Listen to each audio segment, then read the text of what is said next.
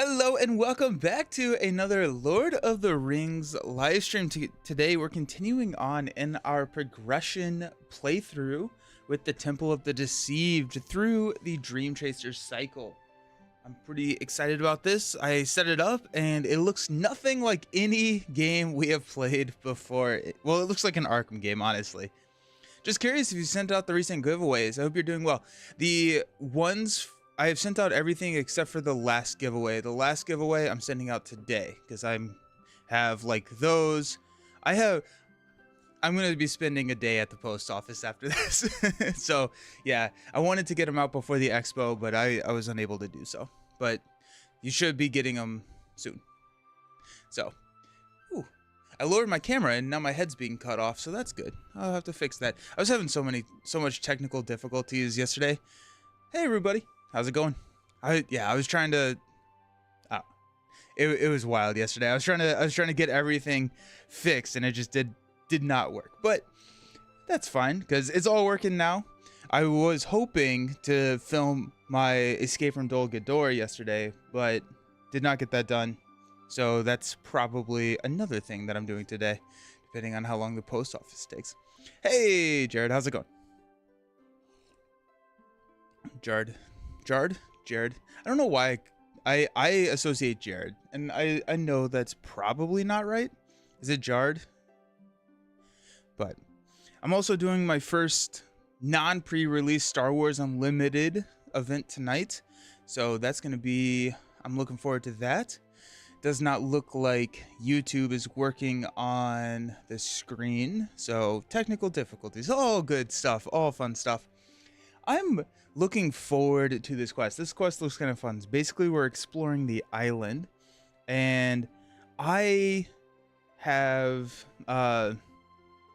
last week we unboxed the Dwarves starter deck, and that has kind of made me realize that I think I may want to try some Dwarves, and so that's kind of where I'm thinking we're gonna go, is running some Dwarves against this island and seeing how they can hold up. But we do get our two friends here, which is crazy. We get to start with them, and so that's going to be a nice starting point for us. Your name is Jared. Okay, nickname came from when I was writing my name quickly and missed the E. Jokingly put an apostrophe. My friends just kind of took it and ran. I like it. Nice. Perfect. I like that. That's fun. Well, happy you're here. So I'm thinking that I kind of want to run Dwarves against here. I also found my Zygo Miners, and so that's also a reason why I'm kind of want to run the Dwarves. They're in the X's. I was looking for some cards yesterday, and I've been missing those, but I have them all sorted alphabetically, and I found those. They were hanging out in the X's for some reason. No idea why. No clue why. But here we are. Okay. So, yeah, we're going to do this. If we win, we're going to be able to open the next pack, which is behind me. I forgot to get it. And we're also going to be opening a starter deck. I'm thinking that, I guess we have Gondor and Rohan left. Those are the two that we have left. And so either one of those I think I'm down for. But let's hop into the deck building. This quest seems like we can kind of spend a little bit of time on the island and build up and kind of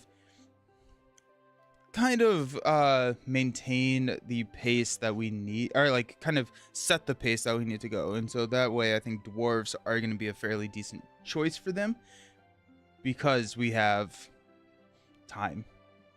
Rohan. Alrighty, we'll do Rohan. So Dwarf deck, gotta go Dane. I'm thinking about running just kind of a non-tactics dwarf deck. We may run some of the Longbeards in there. Dane, if we grab Narvi's Belt, we can then go off aspect or off sphere. And so Narvi's Belt allows us to play some of those tactics sphere or tactics allies. And so if we run those, I'm kind of thinking that will help a lot with our combat, but I want to kind of run the, I guess we have a couple of different routes we can go. I like Ori. If you control at least 5 dwarf characters. Are we fighting orcs this round? I don't think we are, but just, no, they're all undead. All undead. Oh yeah, forgot about these guys. These are annoying.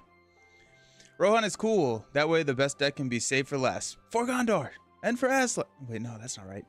I've been playing the Rohan deck. It's super fun. Not the strongest, but I prefer fun. Oh, 100%. Yeah, I love fun decks. I would much rather play a fun deck over a strong one most of the time.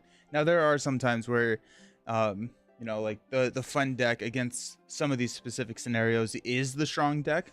And so there is that. But I don't think I want Bomber. Biffer, we can move around. Let's just go Ori. And then go Spirit Sphere. We got Dwalin. After Dwalin attacks and destroys an orc enemy, lower your threat by 2. Really awesome, but unfortunately we don't have any orc enemies. We got Owen. While you control a 5 dwarf, he gets +1 attack and gains a tactics resource icon. That's pretty interesting, but we're going to go with Nori. After you play a dwarf character from your hand, reduce your threat by 1. This is going to give us a starting threat of 28, which is pretty low, but then we can also just kind of flood the field with dwarfs and have a good time. So let's just try to not destroy the map that I set up. Let's look at all of our dwarf characters. So we got the Blue Mountain Trader. Choose another player. The player gains control of Blue Mountain Trader. Nah, probably not. Dwalin. While you control at least 5 dwarf characters, lower the cost to play Dwalin by 2. Let's go ahead and grab 2 copies of him. The other thing that we may grab and go off theme a little bit are the Lorien guides, because we're basically moving around this map. And wherever we are at is considered the active location. And so Lorien guides then can just kind of pile progress on those active locations. And then once we have reached that threshold of whatever the active locations number is, we can move on.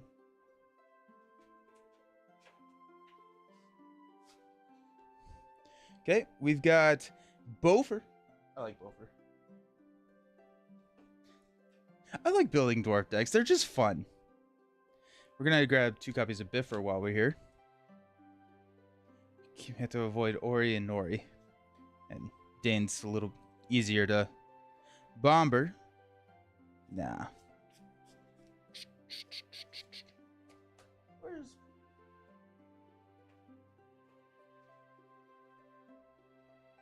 We're going to grab the Miners. Mainly because I found them, and it's fun. It's fun to have them now. How's everyone doing?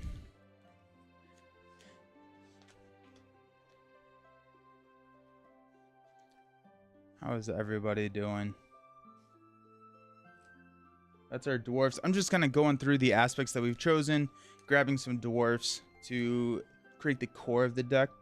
Longbeard Mapmaker. Spend a lore resource to give him +1 willpower until the end of the phase. Do we have any conditions?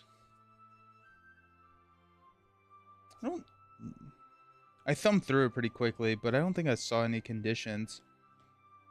So the Miner probably does not need to be played. Doesn't look like it. Oh, Philly and Killy. Yeah, definitely. Good call. Good call.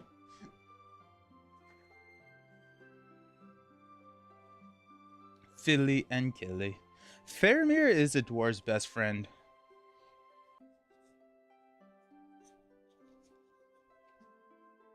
Philly.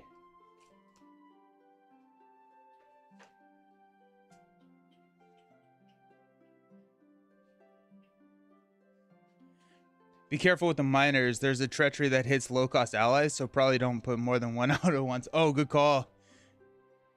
That's very good knowledge to have.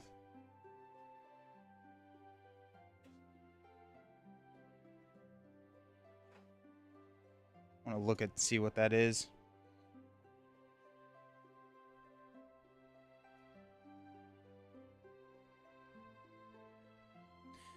Raise the start by number of characters committed to the quest. Deal 1 damage to each character. Must remove characters with a total of at least X willpower. It's really kind of mean.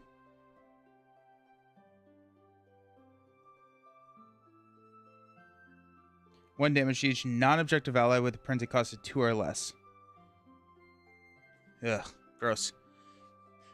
Thank you for the call out.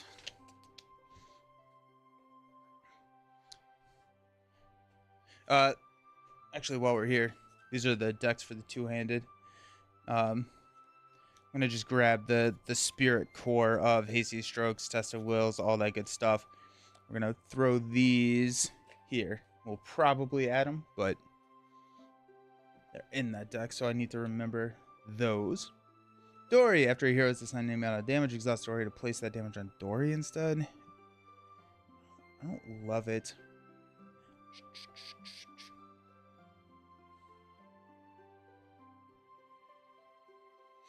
We do have Legacy of Durin.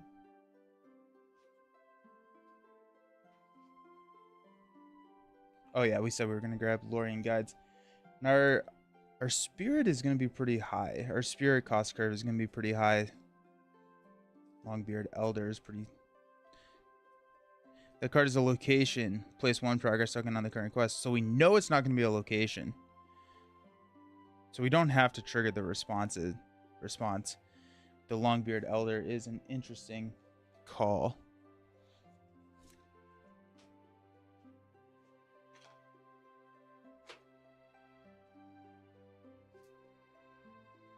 When I grab Hidden Cache, that's smart. I normally don't look at the encounter deck in events and just play, but then I flip over encounter cards. Oh, I'm in danger.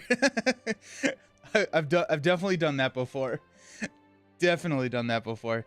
It's a scary thing to happen.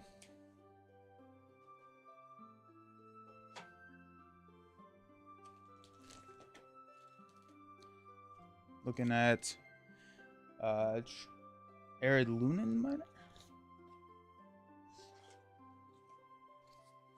I love dwarves. I love dwarves.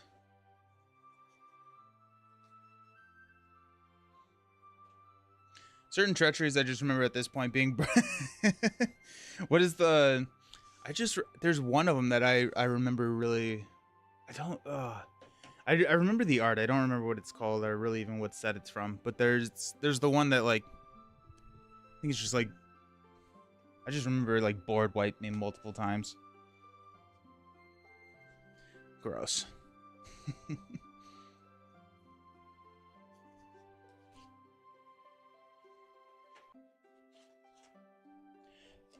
Are there other ways that we discard cards from the top of our deck?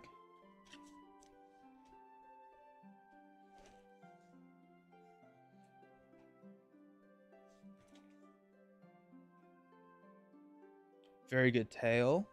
Yeah. Very good tail. That's what I was thinking.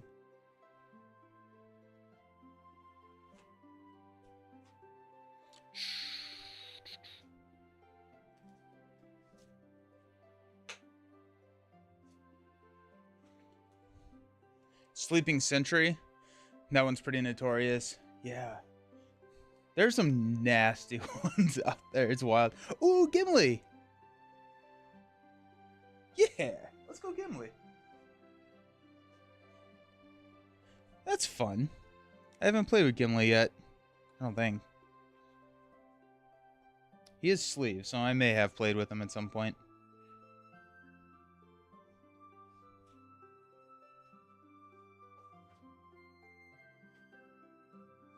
Actually, Gloin. Gloin's a 3 cost.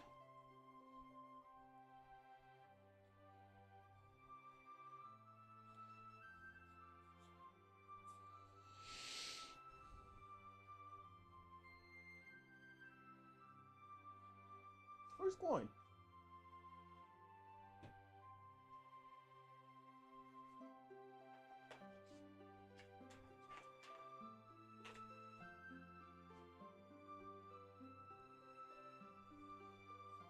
Oh, I was looking for 5 cost for some reason. I thumbed through and I just look at the cost, and for whatever reason I just looked at 5 cost. So I probably just went right by him.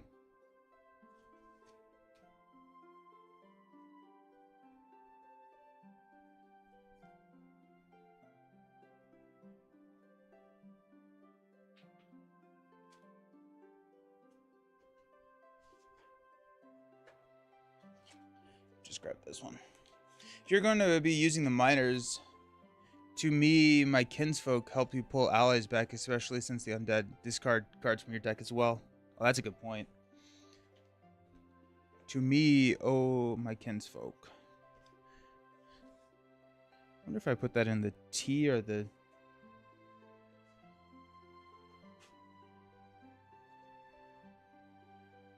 What it...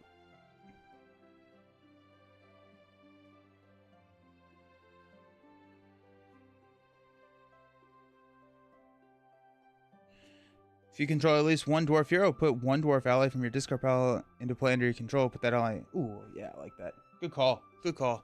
Hey, Canadian. How's it going? I don't really love the Orc Slayer here. We need Narvies.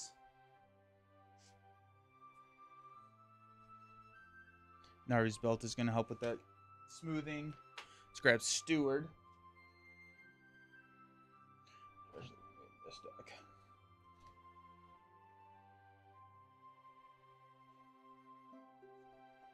Two copies of Steward? 3 copies of Steward. Probably 3 copies of Steward, just because we need to spend resources to help out our objective allies as well. I feel like our deck is like 90 cards at this point, but... Got 2, 4, 6, 8, 10. 2, 4, 6, 8, 10. 2, 4, 6, 8, 10. 2, 4, 6, 8, 9, 10. It's 40. 2, 4, 6, 8, 10, 11. One card over. Let's just cut a Steward and run with it. I'm not missing anything, right? Huh. We don't have the Battle Masters, but we'll see how the combat goes without those to start. Ah, my island. My island got messed up. It's a really cool quest. We're going to be limited on table space today. That's going to be the most challenging part of this quest. Well, maybe not. The quest can be challenging, but the most challenging logistical part of the quest, how about that, is it's going to be a full table. It feels like an Arkham game. I have the hardest time with the Arkham, getting everything Arkham on the screen. It's tough. Okay. So we've got searching the island. Prepare the island map, which I've done here. Also, it took me forever because I didn't realize that these double-sided Lost Islands are from different encounter sets. And I was just like, I have too many of these. I have too many of these Lost Island cards. I can't fit them all. So I need to put those back in the respective locations. Flip over the top left and bottom left locations of the island map. We got the Flooded Ruins. While it's the active location, it contributes its threat to the staging area. All that's on screen. Perfect. And we got Flooded Ruins. Cool. Well, that without revealing their forced effects, if any, and choose one as the player's starting active location, using a resource token to represent which location is active. We're gonna go top left. I'm using the first player token from Buy the Same Token. Choose. The first player takes control of Captain Sahir. Last player takes control of Miss N. Add Temple Guardian to the staging area and attach the gate key to it, shuffling counter deck. So we got these two, which, as a reminder, is a Miss N is a 1/2/2/4, and while she's attacking, you can spend a resource from her to give her +2 attack or defense for the attack, and then spend a resource from a hero we control to place a resource on her. They really need to put some drainage systems in these, right? Right? And then Captain Sahir is a 0/0/2/5. The first player gains control of him. He gets +1 willpower and attack for each resource on him, max +6. And the same action, we can spend a resource to move a resource over to him. So, aggressive mulligan for Steward, which I guess we just did cut a Steward. But aggressive mulligan for a Steward. And if we can get a Steward on Dane. Actually, you know what? We may throw the Steward on Ori, because if we throw the Steward on Ori, we can then throw Narvi's Belt on Ori. Our cost curve for lore is pretty low. The collapse of Numenor caused the really bad. Yeah, they needed the dwarves to come engineer the right engineer their location a little bit better.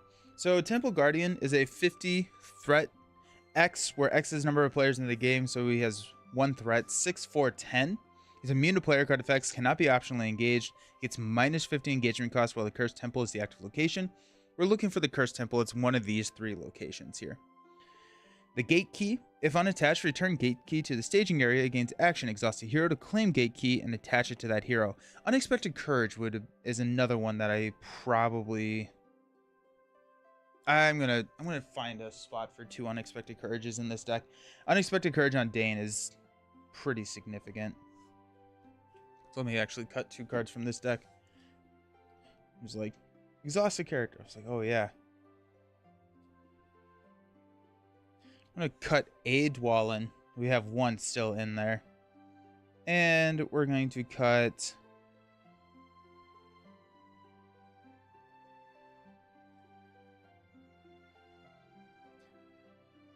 We're going to cut a Galadrim's Greeting. We're going to have a lot of threat reduction with Nori. So I'm not 100% sure if...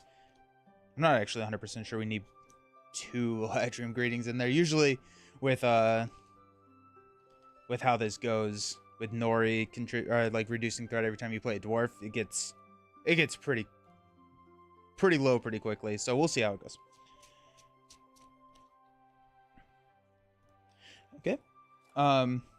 So it gains action, exhaust a hero to claim the Gate Key and attach it to that hero. We can exhaust Gate Key and attach hero and spend 3 resources from the hero's resource pool to look at the face down side of a Temple of the Deceived. Temple of the Deceived is immune to player card effect. We have to exhaust the Gate Key to travel there. After Temple of the Deceived becomes the active location, flip it over. So kind of same thing. Cannot have player card attachments on any of them, but we can remove 4 progress counters to look at the Lost Island, or after it becomes the active location, we flip it over. So bad things happen when we go to some of these. That's just a risk we must take. On 1B, exploration. Oh, shoot. I think that just means, yeah, it just means that we're doing this. So the exploration, any, where our active location is considered the active location, it's not moved to the normal active location spot. The locations adjacent orthogonally to it, to the active location, are considered to be in the staging area, so therefore they do contribute their threat. And so this would be like 2 and 2. So right now we're starting with 7, 8 threat in the staging area, so that's good. That's what you want, right? You want to start with 8 threat. Oh, because we have 2, 4 plus 3 there, 8 or 7, then plus 1 here. Alrighty, let's do it. We at least have Captain... Alright. Oh, to me, my kinsfolk, the Luthen Miner, a very good tale. Philly, Zygal Miner, and the Dwarven Tomb. I don't hate it. I kind of would want... No, we're gonna dig for... we're gonna mulligan. We're gonna dig for the Steward or Narvis.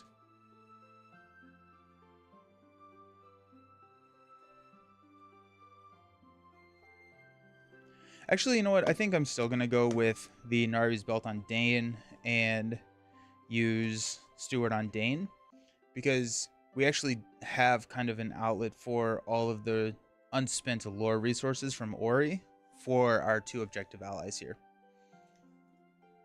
Very good tale. Miner, Narvi's Belt. Let's go. Killy and a Miner. Sweet. I'm going to draw a card, which is a Test of Will. Pass out money.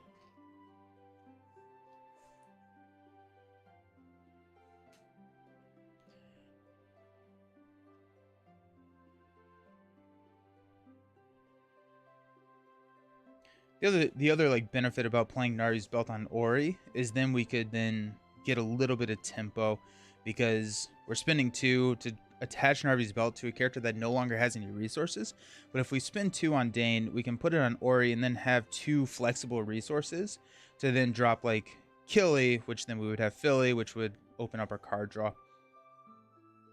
That actually may be what we need to do. Then Ori would just get Steward as well.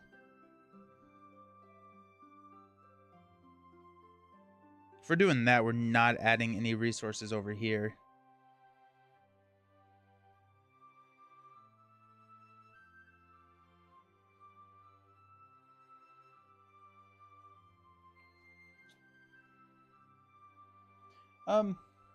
So I think at this point we're not going to play any cards. We're showing a lot. We're showing a pretty significant.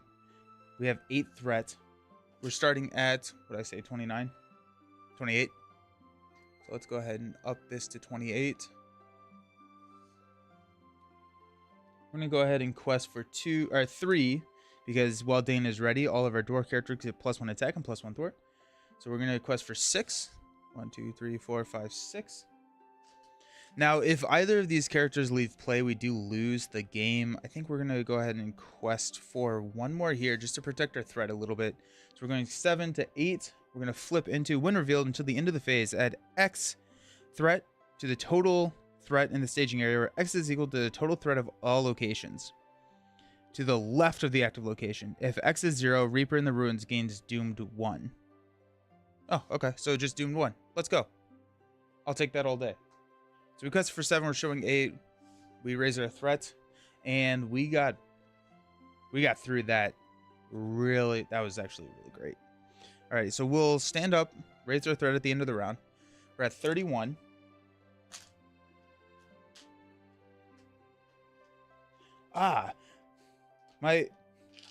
So this is like where I'll like keep all my tokens. I had it. This is how I normally have it, and I'm just used to like finding and like reaching and finding the right one. But I set it up upside down, and I was just like, this just feels wrong. Like I don't know what it is, but I was like, oh, that's why. We'll draw a card, which is Philly. Oh no, that's why we run 2 of them.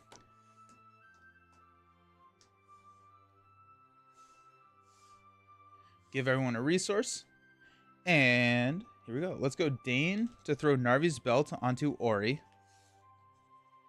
So we can attach to a dwarf hero. We can exhaust Narvi's belt, and to give the attached hero a leadership, lore, tactics, or spirit icon until the end of the phase.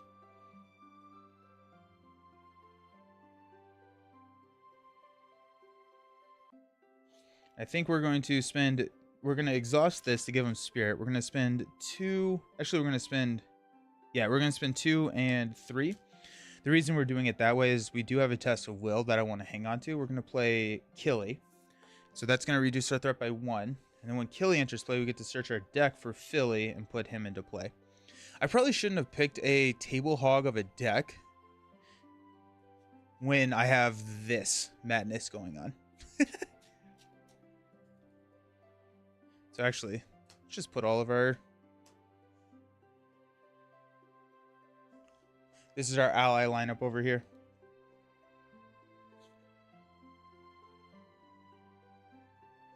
I think we go... Do we go very good tail here?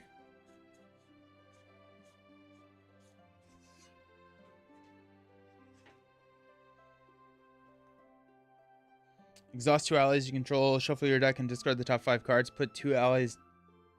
Yeah, we're going to do that. Just let's get some tempo. We're going to exhaust Killy and Philly. We're going to play a very good tail. Exhaust 2 allies you control to shuffle your deck and discard the top 5 cards.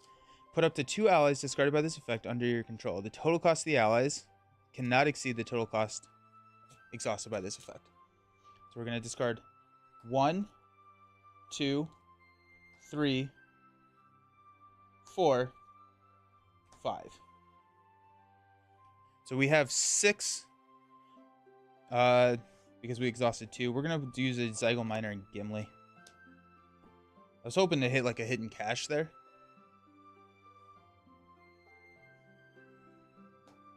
Okay, so Gimli is Sentinel. After an enemy is revealed from the encounter deck, we get to ready Gimli.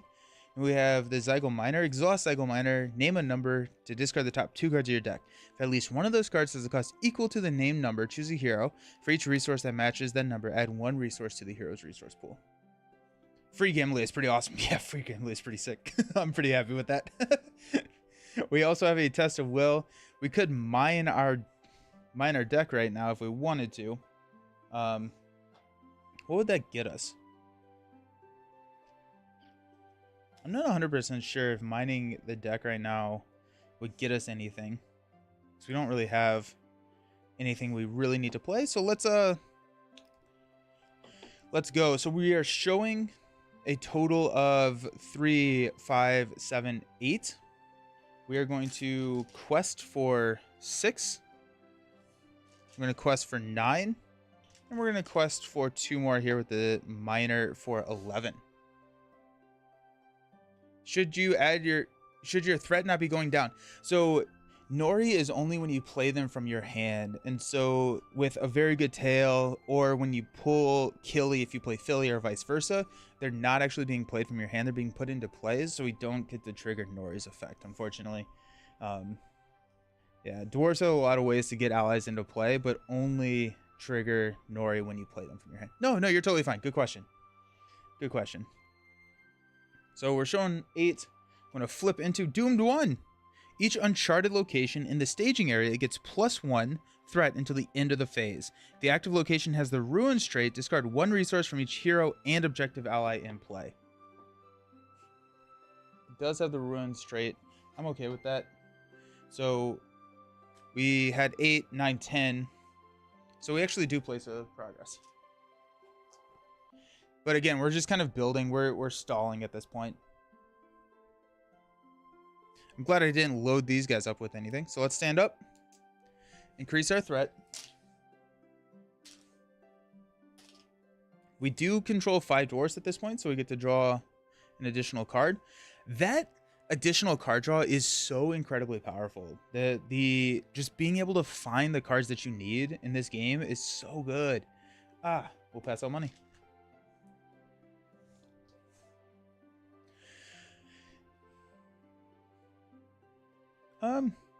Ironically, we didn't find anything that we really needed, but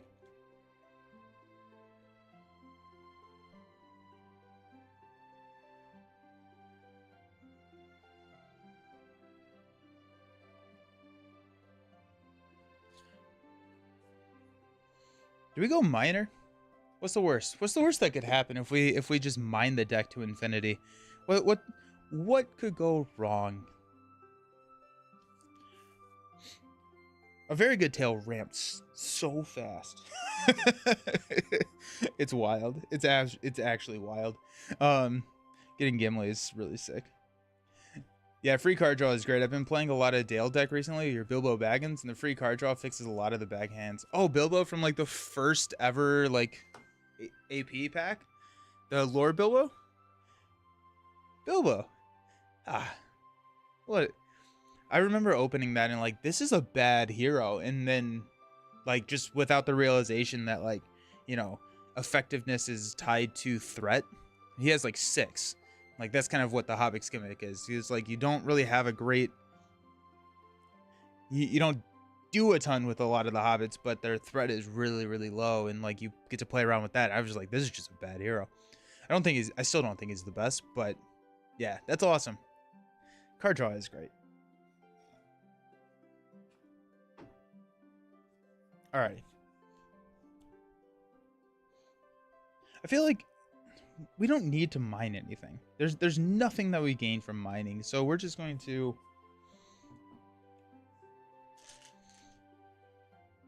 I think we're just gonna go for it. We got 3, 6, 9, 11.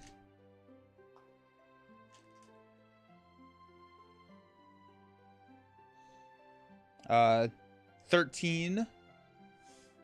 We're showing 8.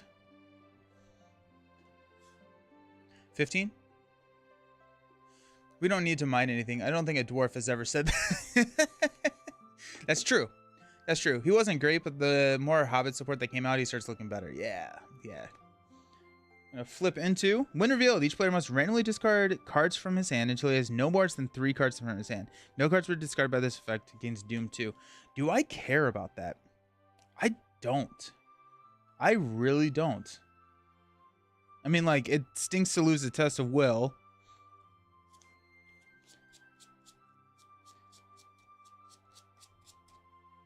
Until he has no more than 3 cards. 2, 4, 6, 7.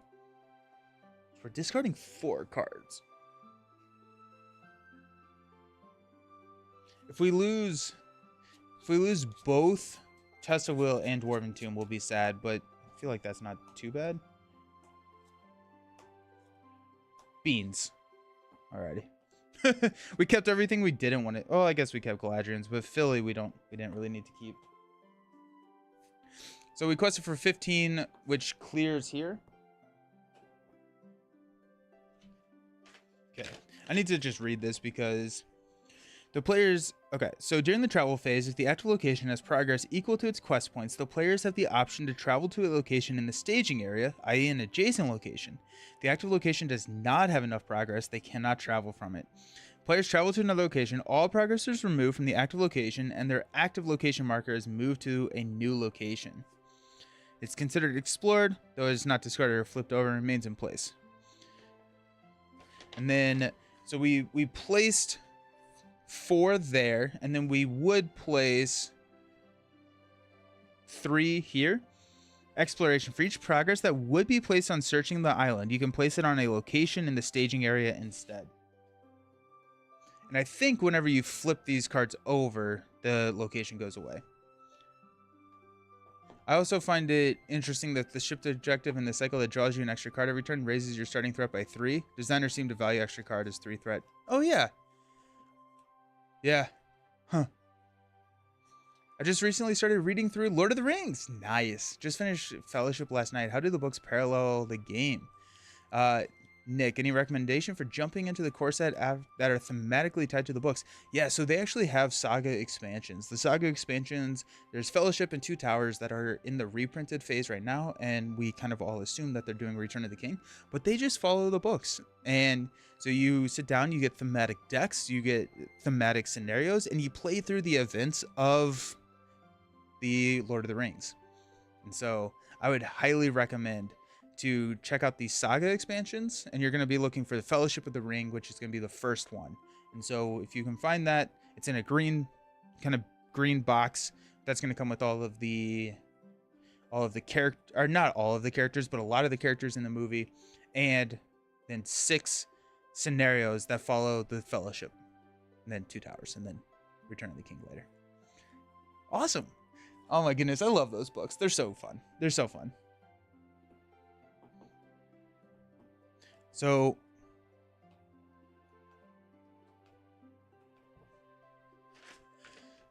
does someone know? I'm looking it up now, but does someone know if we have progress on a location, if we flip it over, does the progress go away? I think it does.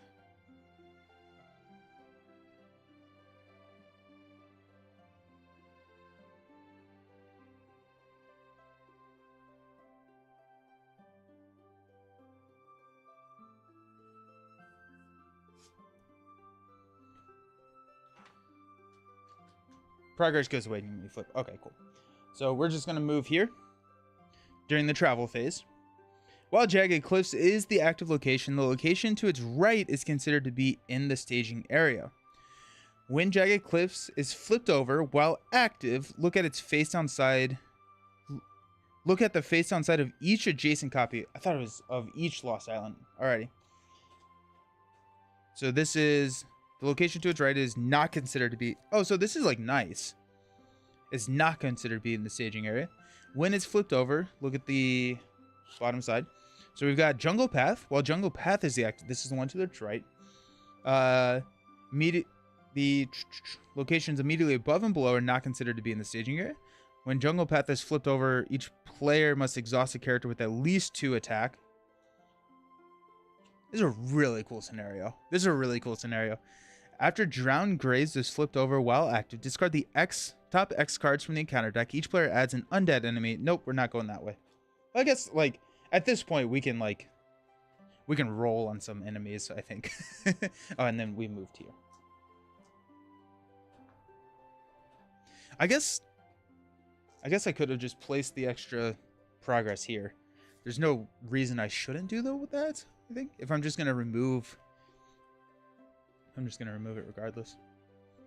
Okay. End of the round, we're going to increase our threat. We're gonna stand up.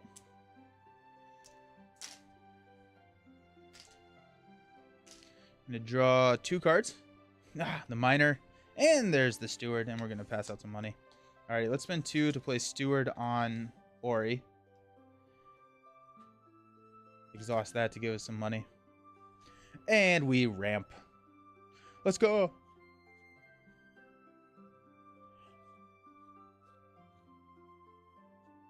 Huh.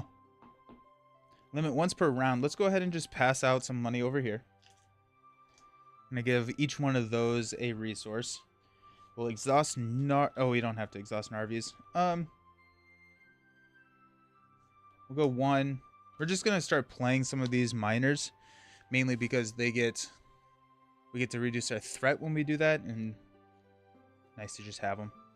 So we do want to go here. Hey, Roland Reggie, how's it going? How you doing? Happy Wednesday. I like Dragon Cliffs a lot. You can reach a high ground. You're able to survey the island. Oh yeah, that's super thematic. That's awesome. Nice. Yeah. Heck yeah. Alrighty. So we're gonna do the thing. Julie, do the thing. We got 6.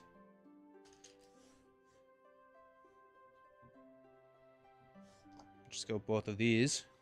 So that's 10. And we are showing 4. Oh wait, no, that's the active location. That's not. We're showing 3, not this one. So 3. We're showing 4 only. I guess we'll go Gimli. Gimli's free. Almost won a copy of Arkham Horror. Oh, but your raffle ticket didn't get called. No. Oh my gosh. Raffles are so much fun. Oh my gosh.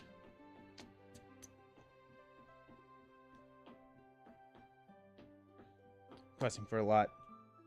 Dune 1.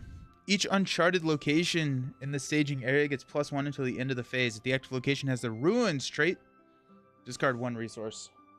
It does not. Okay, so we quested for, what did I say, 10, 13. We're showing 3, 4. So we clear it pretty easily, and we will move over here to the Jungle Path. While Jungle Path is flipped over while active, each player must exhaust a character. There we go. We'll exhaust Dane. I feel like this mage is really thematic. I feel like this mage is really game is really thematic in the quest you do. I wish Marvel Champions does a few more like that in that way. I 100% agree. I think that this is just like the mechanics that they use is so thematic. Like they have so many like cool ways that they work together, and it's so good. Also, did y'all see that MJ went to Earthborn Rangers? That's wild. That's awesome. Good for her. So MJ was the lead designer of Arkham for, well, lead designer. I think she also designed like Spider and Black Widow and Champions. So she went over to Earthborn, which is really awesome. Increase our threat to 34. We're going to draw into a Miner and a Hasty Stroke. I'll pass out money.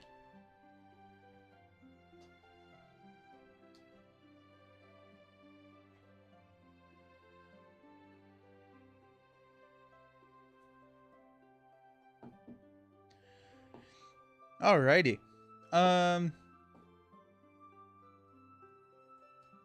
So exhaust a gate key to travel there. After Temple of the Deceived becomes the active location, flip it over. Wait, hold on. How do we get there?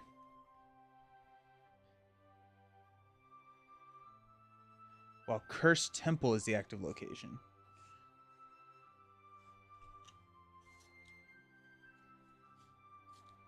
I was like, I remember Shrine of Morgoth. Okay, so Cursed, we had to find Cursed Temple. That wasn't Cursed Temple, right? No, that was Drowned Graves. Okay. So Cursed Temple must be out here somewhere. Huh. I was just blitzing my way to the right over here, but I don't think that's what you're supposed to be doing.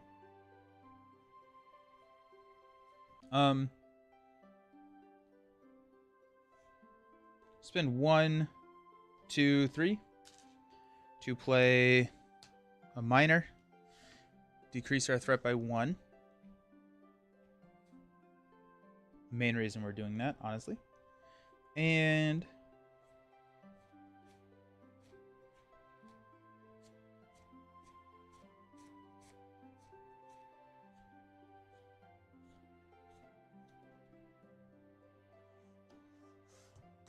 I'm going to give him money over here with Ori. I'm going to give him money over here with Nori. And we still haven't seen any enemies, which is wild. The Cursed Temple sucks, but Dane actually counters it pretty hard. Oh, really? I don't actually... I straight up did not look at him. I probably should have. I just assumed that the Cursed Temple was here. I was kind of rushing this morning to get everything set up. So that's actually pretty funny. But now it makes a lot of sense to place like these progress over here. To like look at them and find them. It's just yeah, we'll move. If we die, we die. And just like kind of just push on and just see what happens. That's funny. Okay. Let's go 6, 10. So it actually makes a lot of sense to quest pretty hard here because we're showing 3.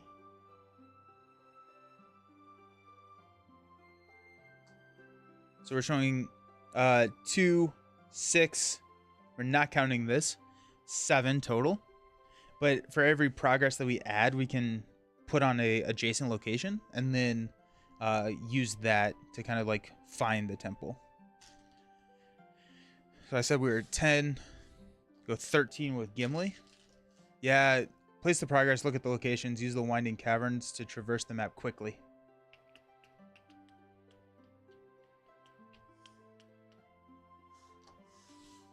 One, 2, 3, 4. Go 17. Hey, the Faithless Desecrator. While engaged with a player, it contributes its threat to the total threat in the staging area. Whenever we reveal an enemy, we actually get to ready Gimli. So that's pretty exciting. And so that ended up being 4, 6, 7, 9. So we place 8 here. So that's complete. There's 3. We'll go 4 there. 1 here. We're gonna... I guess we'll remove 4 to take a look at this. It's another jungle path. Might as well not go that way. Also, these are pretty brutal. The middle of the island is pretty brutal. Because every adjacent location adds threat. Okay.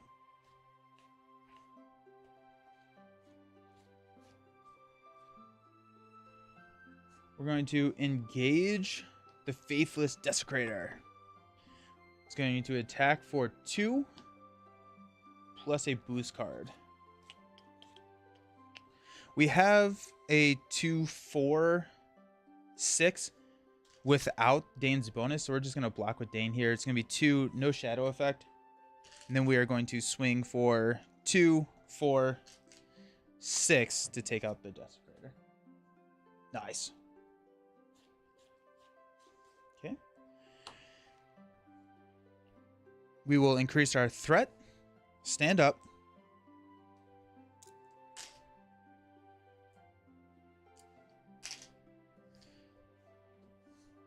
Stand everybody up. Just need to keep that there. Draw 2 cards. Oh, a very good tail. And a Lorien Guide. Let's go. Alrighty. Actually, I'm going to have traveled here. Because this is the same. Well, kind of. No, it's 3, 5, 7, 9 in the staging area. We're just going to travel there. We have a lot. Pass out some money.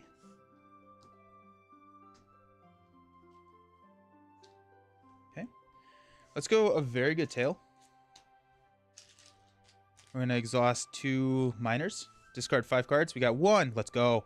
2, 3, 4, 5. And so we're going to place these 2 in play. We got Longbeard Elder and Biffer. And we discarded Hidden Cache. Add 2 resources to a resource or to a hero that you control. So we'll add 2 resources over here to Ori. Dwarfs! To me, my dwarfs. Wait. It's not right. Let's go ahead and go here to give a spirit resource. We'll drop 3 to play a Lorien Guide. This is wild. To drop a Lorien Guide. And we'll go ahead and spend 1 and the last 2 here to play Galadriel's Greeting. Drop 1, 2, 3, 4, 5, 6. Don't forget to... Oh, yeah, thank you. I'm just going to not have traveled because that could have changed a lot of stuff. And we're just going to leave that there then. Good call. I totally forgot about that. Let's just not have traveled. We'll just... Because that could have changed everything. And I don't want to rewind everything. All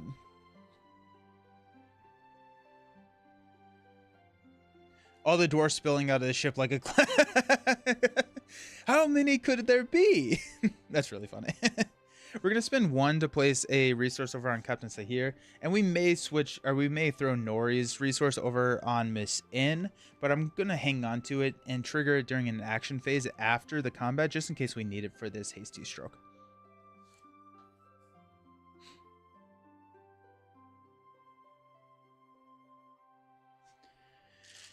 Okay. So we've got 6. We are showing 4... 6, 7. We've got 6 there. We're going to go Gimli. Gimli is a free quest for up to 9. We're going to go Longbeard Elder for 3. Takes us up to 12. We're not going to trigger the response because we know that there are no locations in that deck. And... That's 12. We're showing 9. Let's go ahead and go Philly and Killy as well for 4 more. 1, 2, 3, 4. Just protects us a little bit. We've got another Faithless Desecrator. So that's going to ready Gimli. Sweet. We're going to place the enough progress here to spill over to this Lost. We can only place it on orthogonally adjacent. And so we already know this. This is a jungle path. And then we've got this here, which is the Winding Caverns. While it's the active location, each enemy gets plus 10 engagement cost. When you travel from Winding Caverns to another location, you may travel to a location up to 3 locations away. You must still pay that travel cost in order. That's cool. So that's what you were telling me to look for, Jared, is the Winding Caverns. Cool. Alrighty. We'll go ahead and travel here to the Winding Caverns. Right there, smack dab in the middle. Oh yeah, we have the Lorien Guide. I thought all my allies were here. I kind of forgot that I started another row up here. That's funny. We will engage here. We will block with Dane, an attack of 2. Attacking enemy gets plus 3 if the players control the gate key. We do not control the gate key quite yet, and so we take no damage, and we're going to swing back to take him out. I'm here to say hi and good luck. Hey, thanks, Trappit. Hope you're doing well. We will go ahead and spend that resource to give it to Miss N. We'll stand up and increase our threat to 29. Dwarfs are good. Oh, and that has to be removed there. We're going to draw 2 cards. We got a Test of Will and a Legacy of Durin. Let's go. Alrighty. And pass out some money. Oops.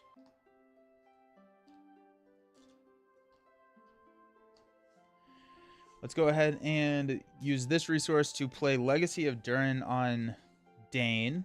That makes sense.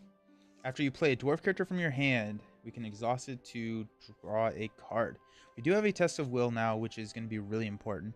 I thought you were at Winding Caverns. The art on... Oh, the jungle path does look very, very similar to the Winding Caverns. Yeah. Yeah, it really does. If we play Zygo Miner right now, it's worth a threat reduction and a card draw.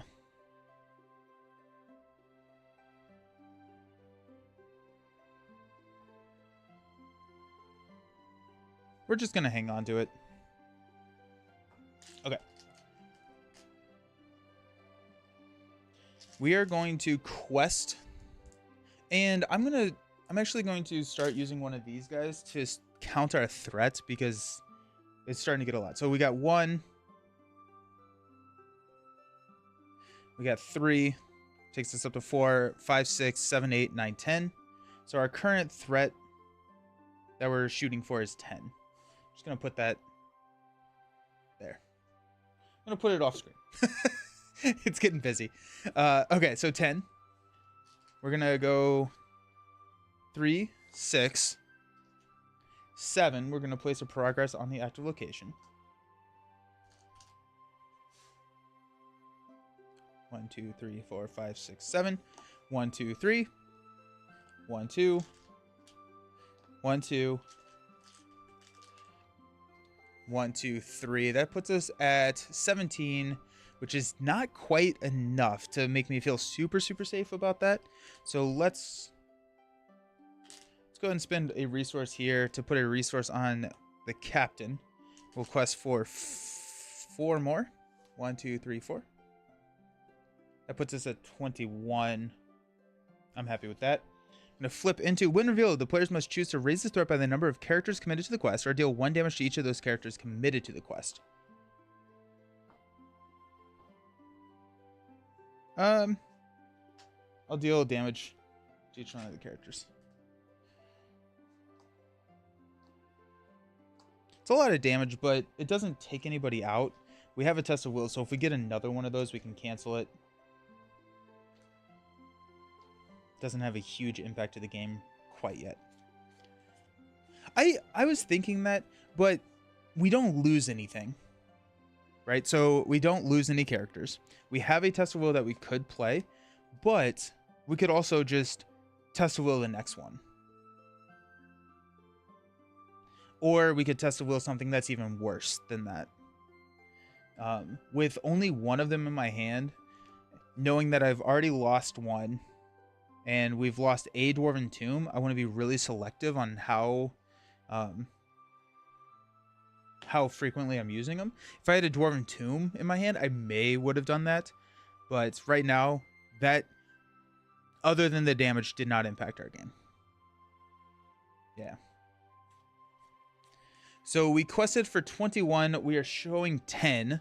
So we place 11 progress. It's going to be 5 here. We have 6 more to pass out. We will go 4 here. And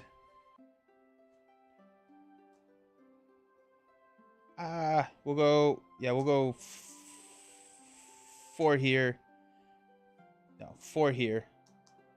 2 here. Go ahead and spin the 4 here to take a look at... No, we know what that one is. Haha, no, just kidding. Haha, fool me once. We're going to take a look at what this guy is. This is a Jagged Cliffs again. Location to its right is not considered to be in this staging area. Okay. So this is the Jagged Cliffs. I'm also going to, just because I don't like playing memory games, I'm just going to place things on the ones that, a damage on the ones that I've already looked at, and that'll help me remember, mainly because I'm really tired.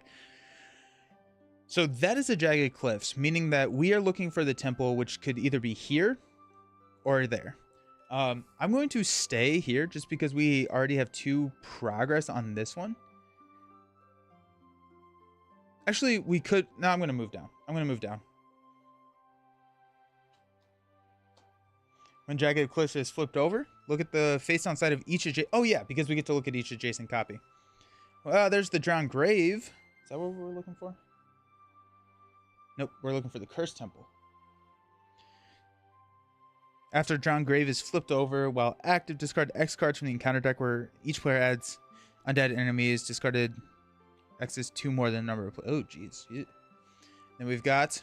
Hey, there's the Cursed Temple. While it's the active location, characters with less than 2 willpower do not ready during the refresh phase. I see how... Oh, there are 2 temples. Okay, that's good to know. Okay, so that's the Cursed Temple there. We've seen that.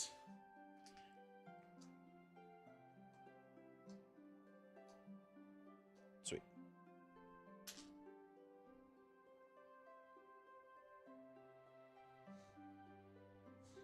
Alrighty.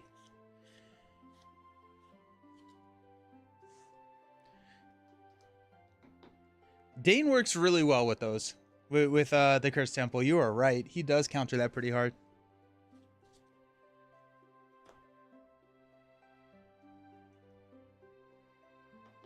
Not refreshing. Sucks. Yeah, it does. Okay, let's increase our threat at the end of the round. Stand up. I think we should be able to get to that Cursed Temple pretty easily. Then we have to deal with the Temple Guard. We'll draw 2 cards. Hey, Gloin. Let's go. And another Longbeard Elder. Pass out money.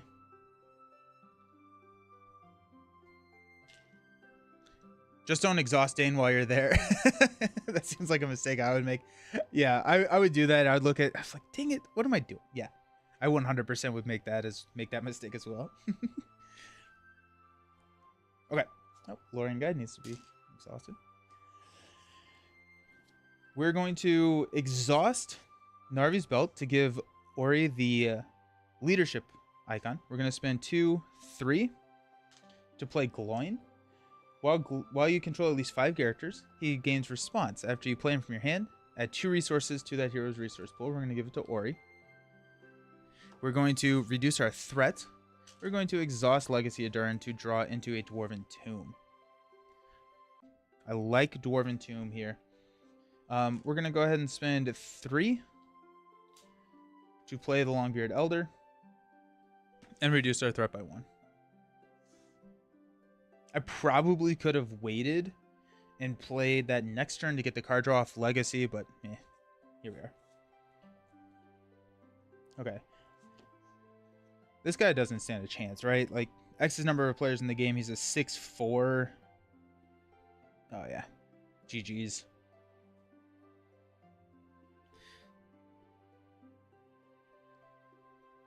Huh. Cool.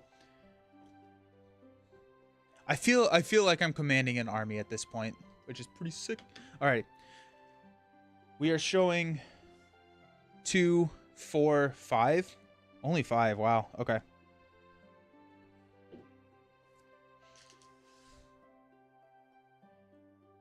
Let's commit 1. We'll place a progress here.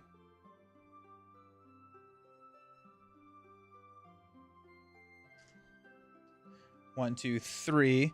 Now, exhausting Gimli is actually kind of a risk because we're just going to go the Elder instead.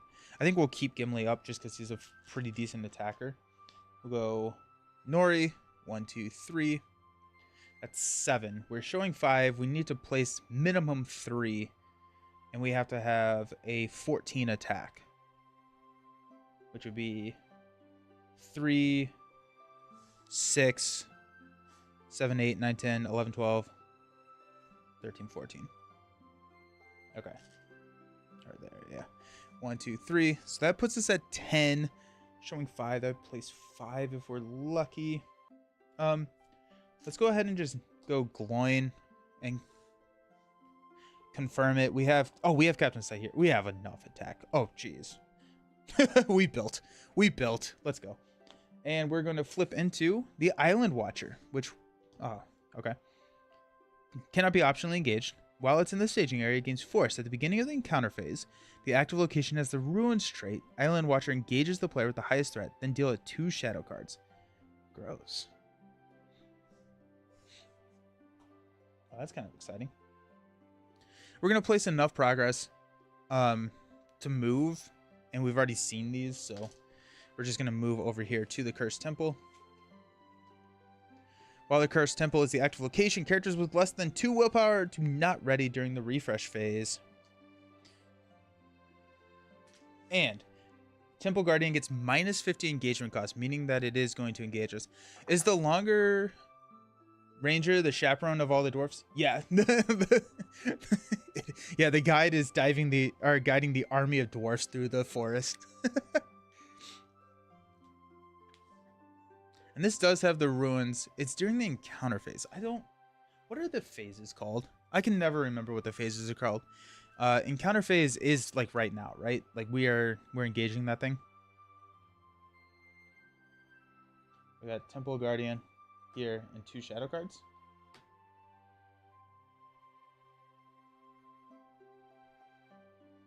Okay. Deal it a 3rd shadow card. We got that there.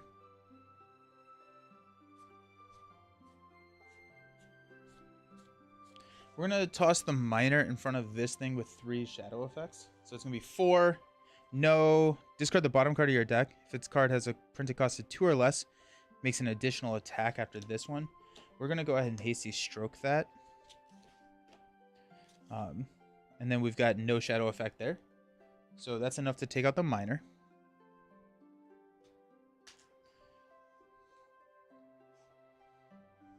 Then we've got an attack of 6.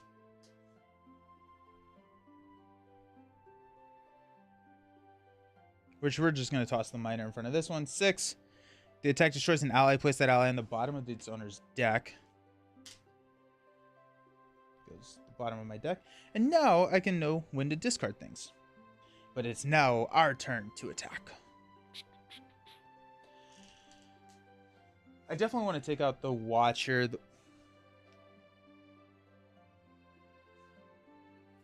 Watcher is an attack of 6. We're going to spend a resource to put one there. We'll spend a resource to move 1 over to Miss In as well. She has 2, 4, 6. We're just going to spend 2 resources off Miss In to have her take him out. And then we're attacking the Temple Guardian for 3, 6, 7, 8, 9, 10, 13. Enough to take out the Temple Guardian. He does have victory, so he goes up there. The Gate Key. If unattached, we add it to the staging area, and it gains action. Exhaust a hero to claim Gate Key and attach it to that hero.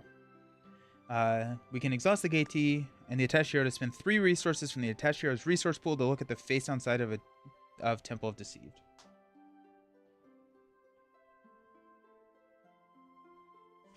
I guess, like, I don't... How do you win this game? I should exhaust Durin to attack? I don't think I have Durin. Dane? Talking about Dane? I don't want to exhaust Dane because then none of my characters ready. Your goal is to find the entrance to the underwater grotto, which is somewhere inside the Grand Temple. The 3 locations on the rightmost side of the island map. But in order to enter the temple, you must find the gate key somewhere on the island. Sweet. Okay. One of the 3 of the temple has your victory condition. The other 2 are bad. Okay, sweet. Thank you. End of the round, we're going to increase our threat. We're going to stand everybody up. Because everybody has... Actually, Lorien Guide does not get to ready. But everyone else gets to ready. Because everyone else gets Dane's buff. Lorien Guide does not. I'm going to draw 2 cards. We got a Hasty Stroke and another Lorien Guide. We're going to pass out money.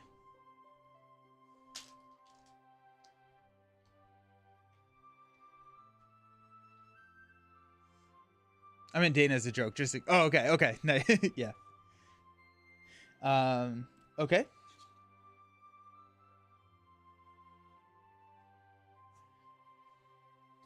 We're gonna go Spirit here. We're gonna go 2 to play a Miner. It's gonna reduce our threat by 1. We're gonna exhaust Legacy of Durin to draw into Bofur. Alrighty, sweet.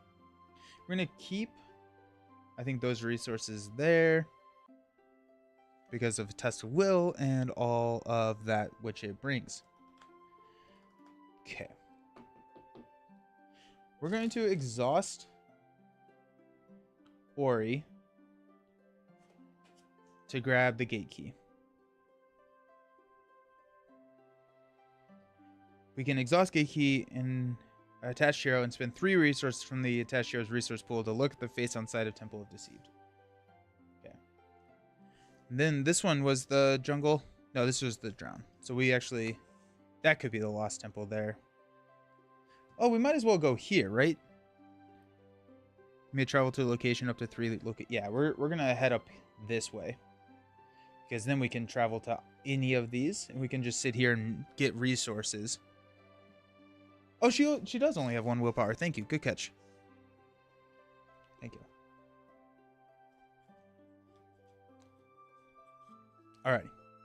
So the goal is to make it here. We're showing 0.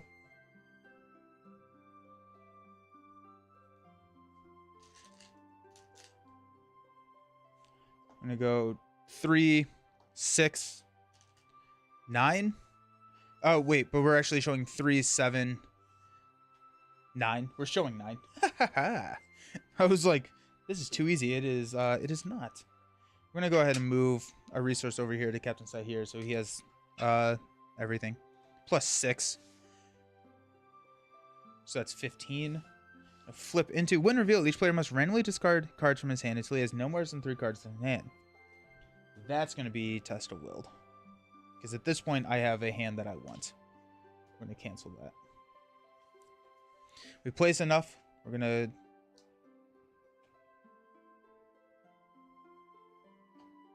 So, how I read this, and maybe y'all can help me with this, is since these are in the staging area, I can place progress on this location. And it doesn't go away. Because it just says you can place progress on a location in the staging area. And so when I quested for... What did I say? 3, 6, 9, 15. We had 9, so we placed 6. 3 goes here, and then 3 can go here. And then we're going to travel here.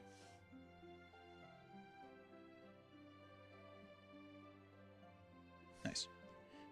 Stand up, increase threat.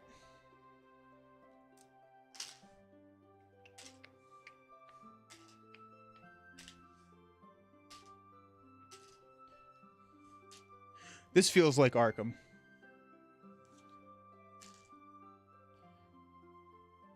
Draw 2 cards. We got a Test of Will. Nice. Love that. That's all money.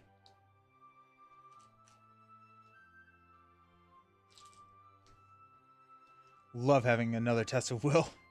That means we can preserve our Dwarven Tomb. Big. Big, big, big. I think what we're going to do is we're just going to exhaust here to give Spirit. I'm going to spend 3. There's no really reason that we need to be looking at those quickly. And so I'd rather get a Bofur out there, which is going to reduce our threat and draw us a card into a Bifur. Cool. So now we are showing... when it's flipped over while active, look at the face on side. While it's the active location, this is not considered to be there. So we're showing 2, 3 total.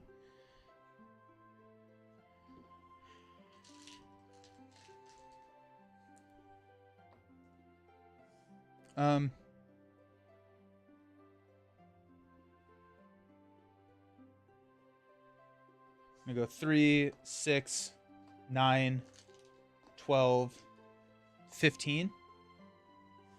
Flip into Soulless Cadaver. While you are engaged with the Soulless Cadaver, your deck cannot be searched. What an interesting idea. While Soulless Cadaver engages you, place each card in your hand with a printed cost of 2 or less on the bottom of your deck. Unsubscribe from that. It says Dwarven Tomb, Hasty Stroke, Test of Will. We're actually not losing that many things, but it is annoying that we're losing like Test of Will and Hasty Stroke. We have... That would lose us all the Test of Wills. I made Dwarven Tomb and Test of Will just to get the Test of Will back into our deck. That's annoying. We could just leave it, actually. We're at 28. We're just going to leave it. We don't need that. We can quest over 3 easy. We don't have to deal with it. Sweet. Okay, so we quested for 15. We're showing 6. That means we're going to place and... We place 9. So there's 1. We have 7 more to place. So we're going to place them here. And we're going to move up here. And now it engages at 48. Okay. End of the round, we will increase our threat, stand up. And at this point, we're going to start ramping into looking at some of these temples. We're going to draw 2 cards. Unexpected Courage. There we go. Pass out money. We're not going to play... Oh, that's not where that goes. We're not going to play Unexpected Courage yet. Because I do want to have the money for Test of Will, Hasty Strokes, and all of that good stuff. This says 2 or less. Yeah. Gross. Don't like that. Let's go ahead and just spend 3. Take a look at this guy. This is the Grotto's Entrance. This is what we need, right? Forced, when the Grotto's Entrance is flipped over while active, put Temple Guardian into play from the victory display, engaged with the player with the highest threat. That's pretty funny. He's back! When the 8th progress is placed on the Grotto's Entrance, the players have found the Sunken Ruins and win the game. Okay. Nice. I think we're okay to take that now. Yeah, we can take that attack. We're pretty fine. Oh, but we have to we actually have to exhaust this and the hero to do that, because we have to exhaust Gate and the hero, and then in order to move into it, we need to exhaust the Gate. So we can't do it now, but we can do it next turn. So that's nice.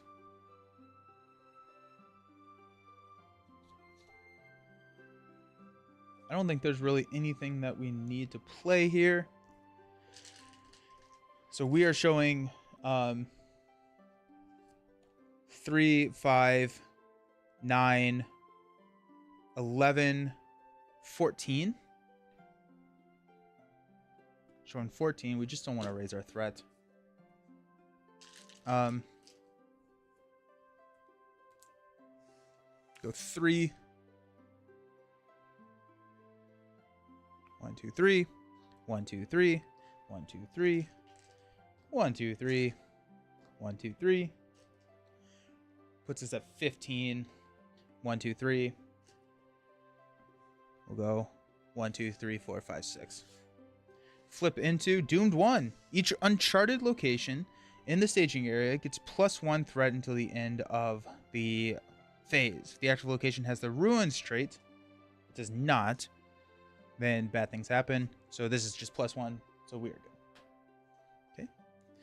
We will stand up, increase our threat.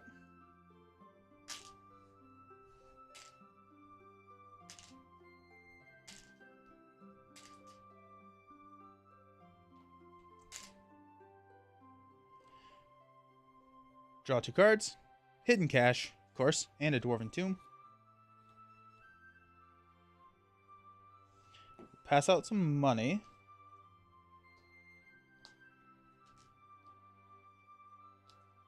Okay.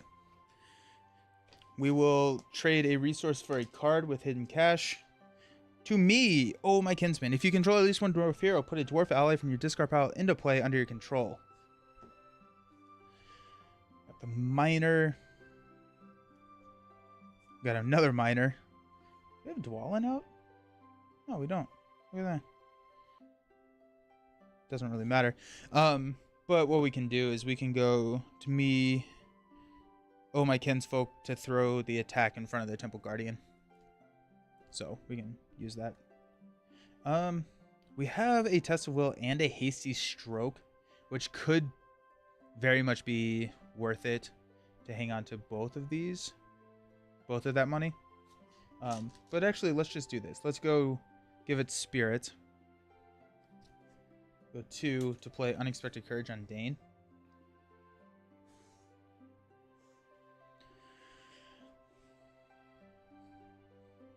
Okay. And we are showing 14.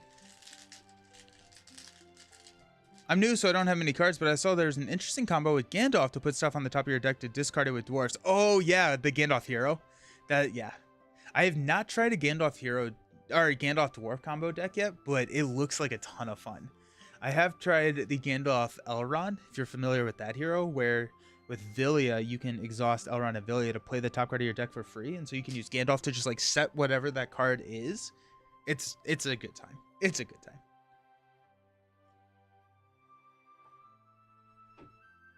Okay, so we're showing 14.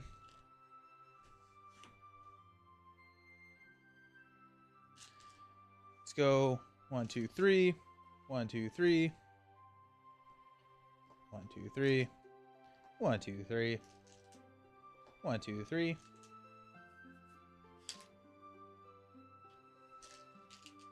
$15, showing 14. Go 1, 2, 3 there. Shows 18. I'm pretty happy with 18. Wizard's Pipe is a great card. Yeah, it is. It's the one that allows you to swap the top card. Going 18 to 14. Drown Dead. When Drown Dead attacks and destroys an ally, place that ally on the bottom of the owner's deck. Engages this at 32. We're not going to engage that. Okay, so we placed it enough. Or we don't have to raise our threat, right? So we're at 18. We're now showing 16, so we're good. I guess we can throw... I am actually kind of curious what this is. If it is a Cursed Temple. It is. Both of them are Cursed Temples. The last two that we saw were Cursed Temples. That's pretty funny. We're going to travel from here. To travel here, we're going to exhaust. After it becomes the active location, flip it over. When Grotto's entrance is flipped over while active, put Temple Guardian into play from the victory display. Engage with the player with the highest threat, which is me. And then, yeah, deal that a oh, and we're here now. Give that a shadow card. We're going to go. Oh, that's what we're going to do. We're going to spend 1 to play To Me, My Kinsfolk, to pull a miner out.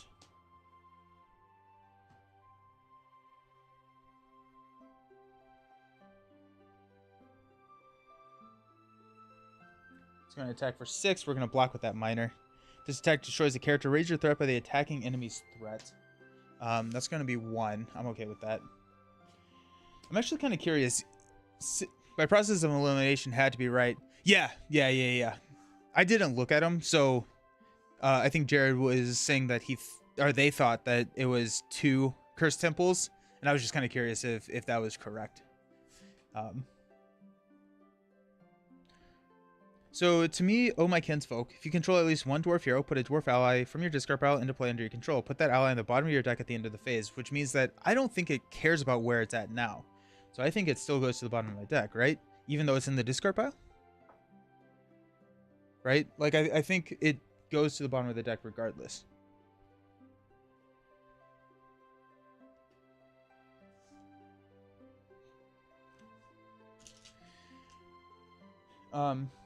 Regardless,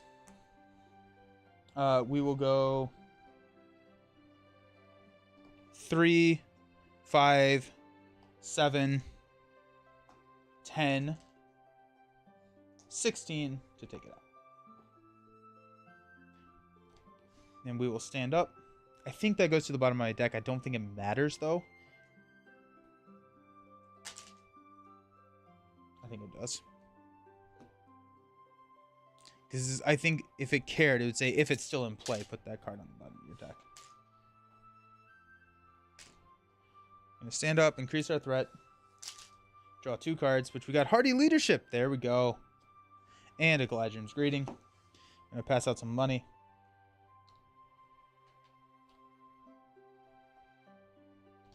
I guess, never thought about it, but the wording seems like it would go to the bottom. I think it does. I think it's just so you can't spam the same dwarf multiple times if you wanted to.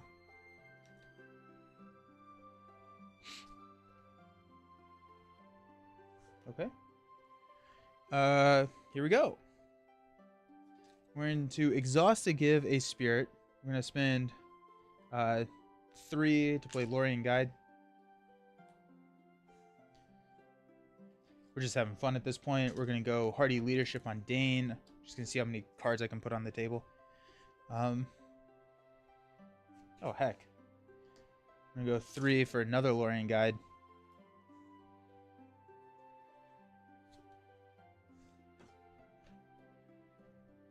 Nice. Hey, Cap. How's it going? How you doing? Okay. So our current threat that we're showing is 5, 6, 7, 11. So we have to quest for...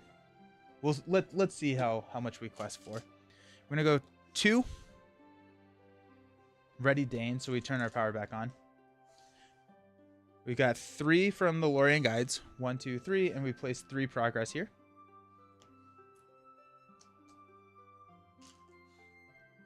One, two, three. 1, 2, 3. 1, 2, 3. 1, 2, 3. 1, 2, 3. Let me make sure I have a test of will. Yeah, we do. Okay. 1, 2. 1, 2. 1, 2. 5. 1, 2, 3, 4, 5. 1, 2. 1, 2, 3. 1, 2, 3, 4, 5, 6. 1. So 44. I'm hoping that's going to be enough. I'm going to flip into Win Reveal, deal 1 damage to each non-objective ally with a printed cost of 2 or less. We will test of will that. I don't think it actually matters, but we're going to test of will that. Test of will. That gets canceled. We at least get 5 progress on there, which means that we win the game. I really enjoyed this. This was really fun. This was a nice twist on like the staging area and navigating an island. It really felt like we were kind of exploring the island, and so really happy about that. That was cool. But now we get to unbox some stuff. So we're gonna unbox the next AP. We're gonna do that first, and then we're gonna unbox the Rohan starter deck. I'm gonna go to the Be Right Back screen. I'm gonna clean up a little bit, but don't go anywhere because we got new cards coming. See y'all soon.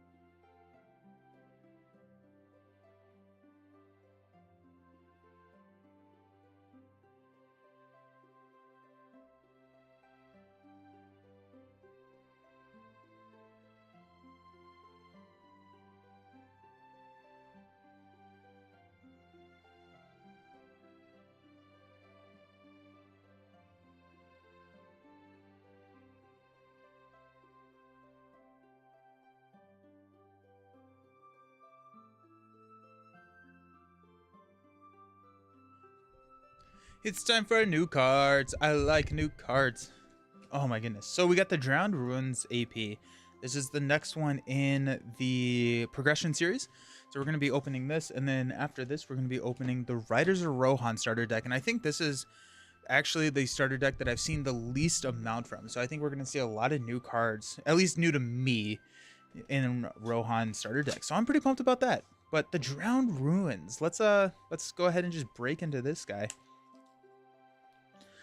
This has been a really good cycle from both a player card and a just a venture standpoint. Like I'm really enjoying.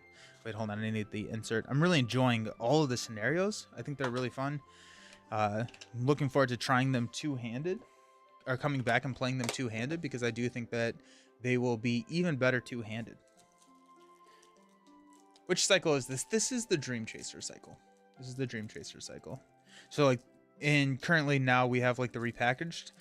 This, the player cards and this encounter set are in like those, the new Dream Chaser revised boxes. I don't know why I have the hardest time. I've opened so many of these. I need to just figure out like a better way to open these. There we go. Haven't looked at the hero yet. All I've seen is that it's a 9-cost lore hero, so that's pretty exciting.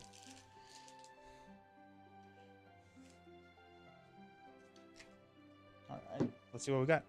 9-cost lore hero, Argalad.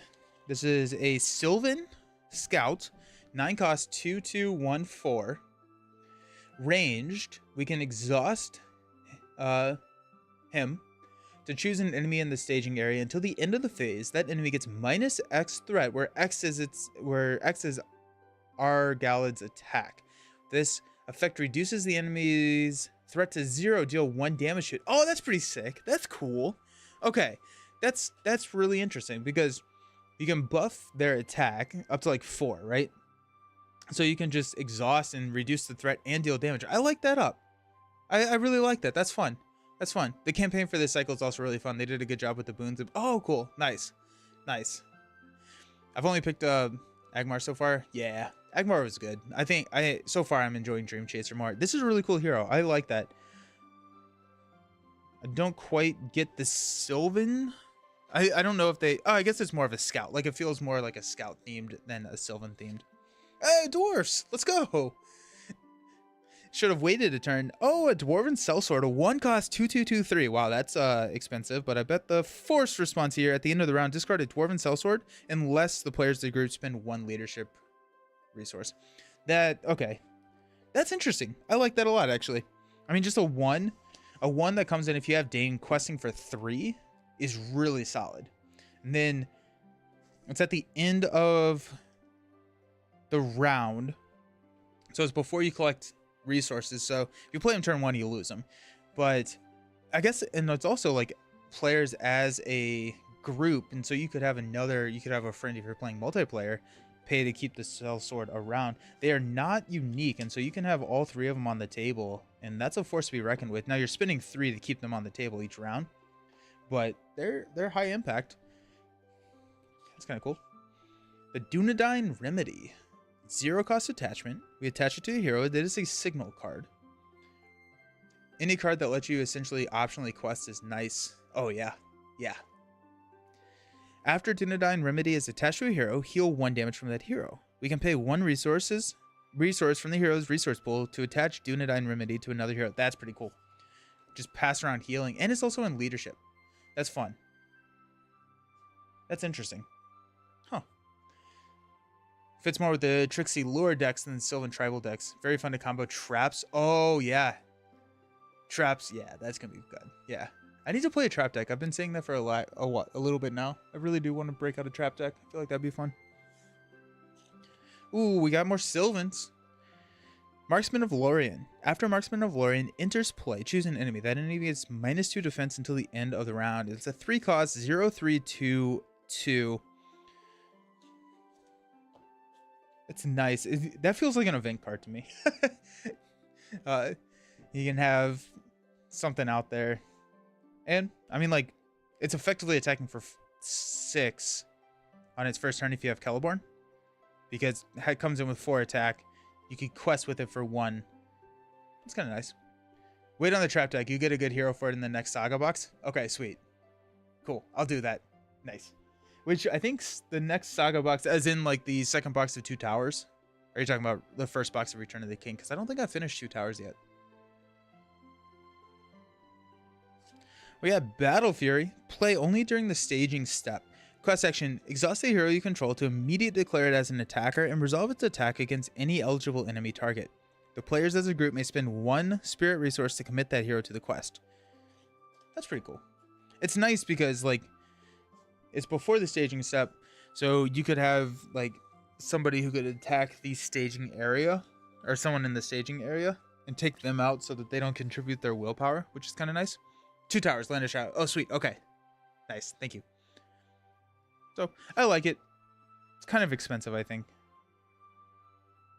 But, I mean, like, it could be very situationally good. Another Sylvan. Oh my gosh, I love all the Sylvan love we're getting. 2 cost 1101. After a Woodland Courier enters play, place 1 progress on a location or 2 progress instead if that location has the forest trait. That seems good. It's, you know, it's a little bit more expensive than a Snowborn Scout, but it also has the Sylvan trait, so it comes in, it can quest for free, and then take a chump. And it gets a boon if it's... I like that a lot. That's really good. Now, spirit resources are typically pretty sought after, and so that could be an issue, but I'm pretty happy with that, the Woodland. Nice. Pithlane. Attached to a location. After a player plays a Sylvan ally, place 1 progress on the attached location. That's pretty cool. I don't know, actually. Like...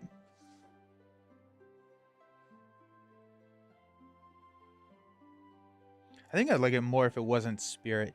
With Spirit and Sylvan, I feel like I never have an issue with threat. I guess you can put it, you can clear the staging area locations, which is what you would do. But most of the big, you know, like crazy locations are immune to this card. Huh. Battle Fury is like hands up on the bow for non-range characters. More limited, but provides staging area attacks for more different deck types. Nice. Yeah, but you have to have like you with Battle Fury, you can't just attack someone in the staging area. It has to be an eligible target. So you would already have to have a reason or an ability to attack someone in the staging area. Right. So declare as an attacker and resolve its attack against any eligible enemy target. And so you would have to have Doonhir. Doonhir? That sounds wrong. Whoever, like, whoever the character is that can attack in the staging area. I think if it said you could attack someone in the staging area, it would be really, really good, yeah. It's for Doonhir and some, yeah. We got Robin Smallborough, Hobbit, 2 cost, 2 willpower, 0-1. After you travel to a location, spend 1 spirit resource to raise the engagement cost of each enemy in play by X, where X is the location's printed quest points. Any player may trigger this response. Honestly, I don't know if I love that ability, but I do love the fact that it's a 2 cost, 2 willpower in green. Like, that's good. Like, that just seems good. I really like that. That's a nice little Hobbit drop. Yeah, that's good. And a lot of the times with Hobbits, actually this actually may work really well outside of a Hobbit deck even, because if you are wanting to avoid an engagement, then you can play, you know, this card, which you're going to want to put them on the table. I mean, 2 for 2 is really good, but then you can like bump it up by 6, say if it's a big location, and then you can avoid engaging an enemy for a round. Interrogation. Choose an enemy with an attached trap card. Oh, we're talking about traps. Look at the top X cards of the encounter deck where X is the enemy's printed threat. You may discard 1 of those cards, return the rest to the top in the same order. That's nice. That's really, really nice, actually. That can be so big. That can be huge. Oh, we got Strider. While you control 2 or fewer heroes, Attached hero does not commit to the quest. While you control 5 or fewer characters, attached character gets +2 willpower. Interesting. I bet that got a huge boon. I'm sure there's some contract that everyone's like, Strider loves that contract. I just have not seen the contracts yet. All in all, I think it's a really cool pack. I really like our hero that we got. I really like Woodland Corridor. I really like Robin. Strider seems interesting. I think the Dunedain Remedy is pretty interesting. Can be really helpful. Wonder if that combos with Elrond. I'm still waiting for the playthrough in a full Gollum voice. Oh, geez. that would be something, right? There's a contract that makes Strider crazy. Oh, I'm sure. Yeah. That's great. Really cool pack. Really cool pack. I do like the Dwarven Sellsword. I think that can get you out of a pinch. Or, I mean, worst case scenario, just run them and keep them around. You're questing for 3 each time then, which is pretty cool. Nice. Alrighty, ready to break out some Rohan cards. Excited to see what we have in store for Rohan.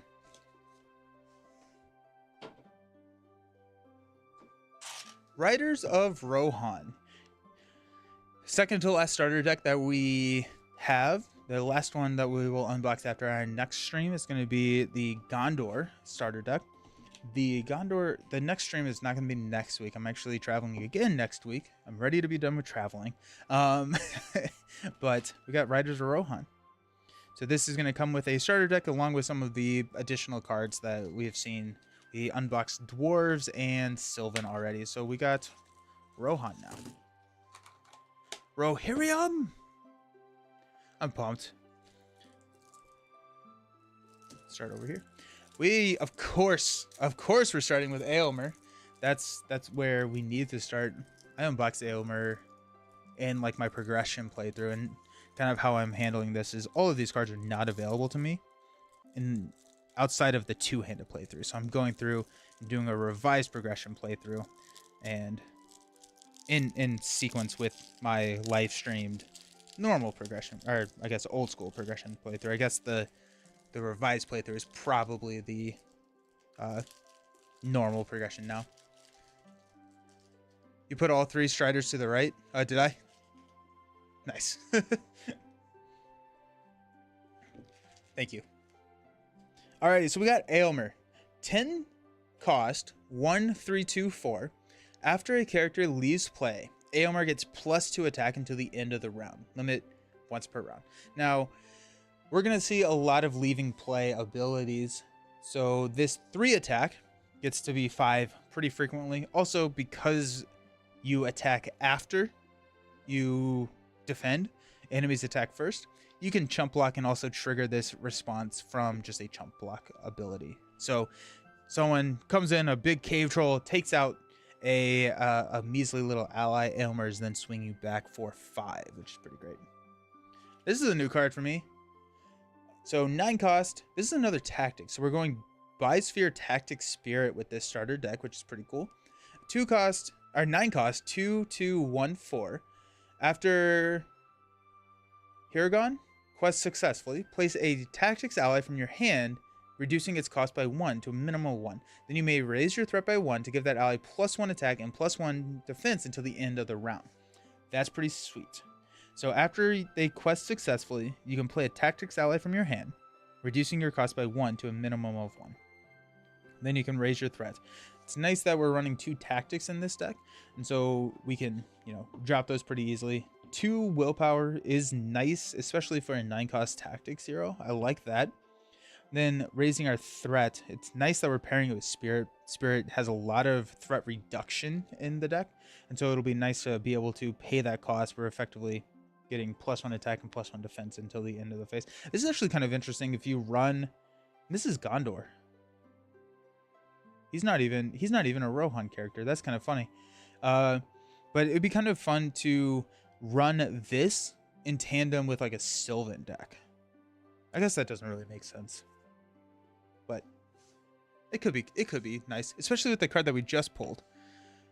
What was that card that we just pulled? the Marksman of Lorien.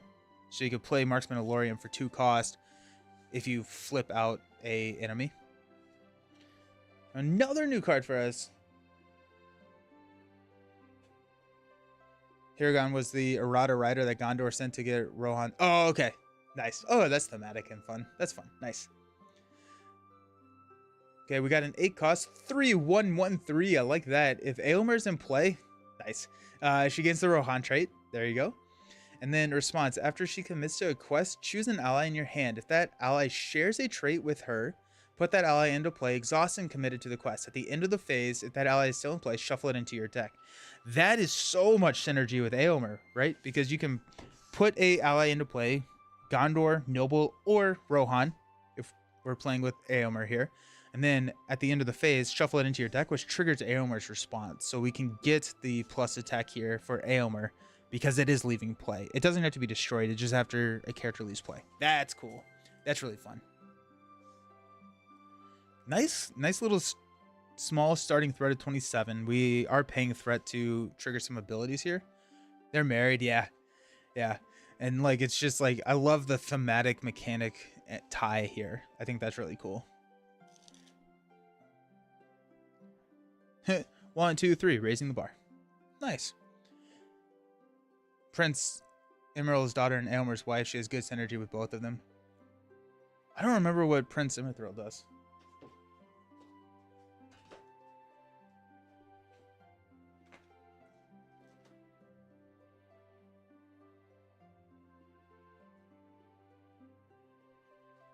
Oh, after a character leaves play, you get to ready him. Yeah, that's sick. That's really cool. Yeah. Gosh, they did such a good job with the mechanics and thematics in these games.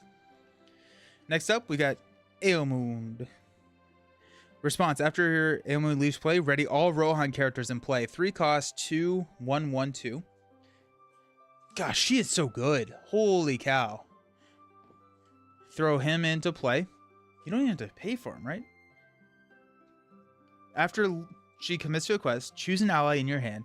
That ally shares a trait with her. Put that ally into play. Exhaust and committed to the quest. At the end of the phase.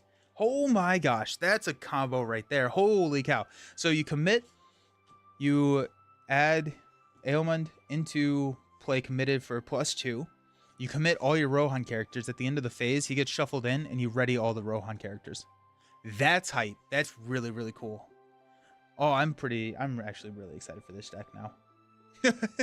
That's awesome. Escort from Adoras. I don't know why I thought whatever. 2 cost, 2/0/0/1. While committed to a quest, gets +2 willpower. After resolving a quest in which he was committed, discard him from play. So triggering all of our abilities. She's very strong. Biggest weakness is card draw since you deplete your hand. Oh, that's true. That's true. We don't have any lore out here either. Interesting, yeah. We got 2 Gandalfs. Gandalf, we know and we love Gandalf. Use him to play or to draw cards. Gulaf. 3 costs, 1/1/2/2.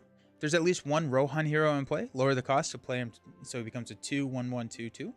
And if there's a Gondor hero, he gains Sentinel. And so we do have a couple of Gondor heroes here. That's fun.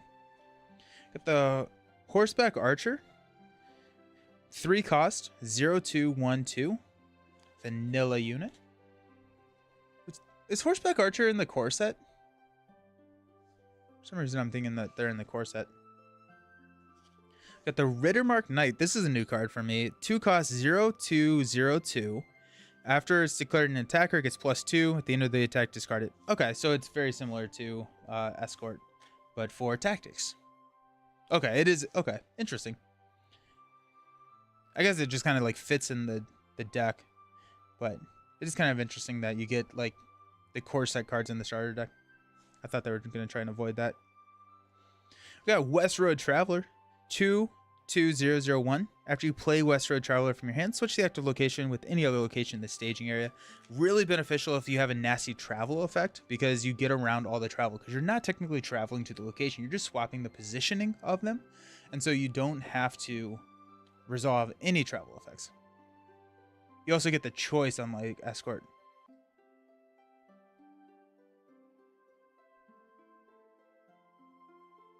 For Westroad Traveler? Or wait, hold on, I'm sorry. You also get the choice, unlike Escort. After it's declared as an attack, it gets +2 at the end of the attack. Discard it. Oh, it's a response. It's not a forced. That's cool. That's really cool. Good call. Good call.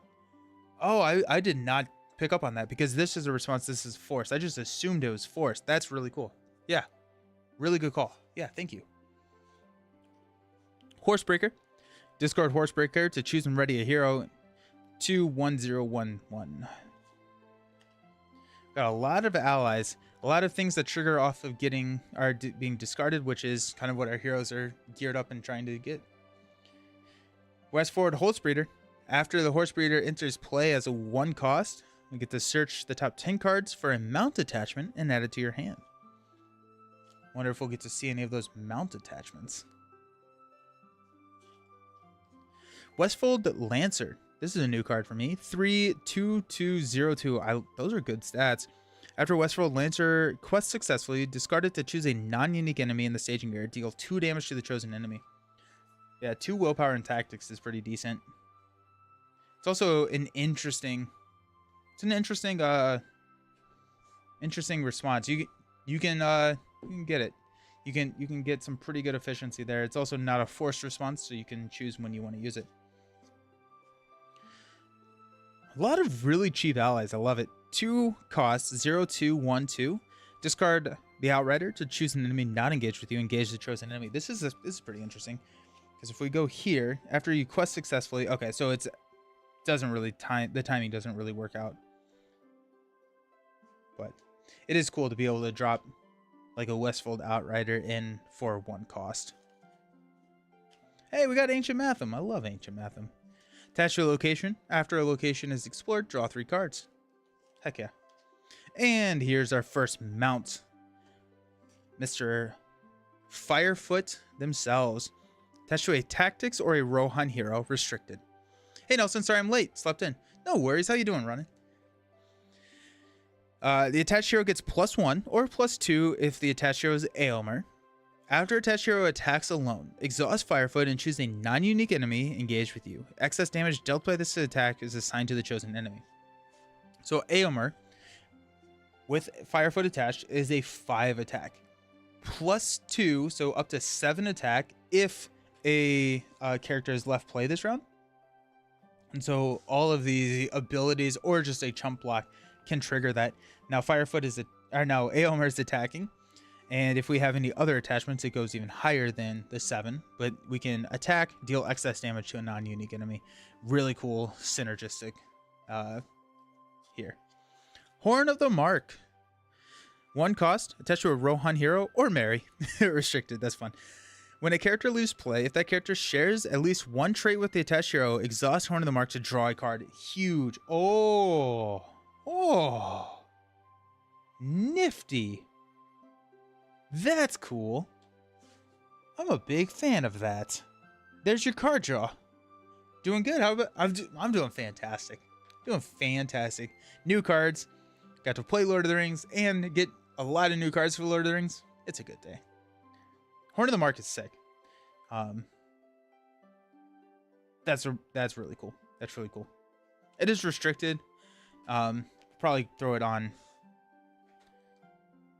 Probably not Aylmer, but like she does have the Rohan trait. That's pretty cool. The excess damage ignores the other enemies. It does. Yes, it does. Yeah, because you assign excess damage to an enemy.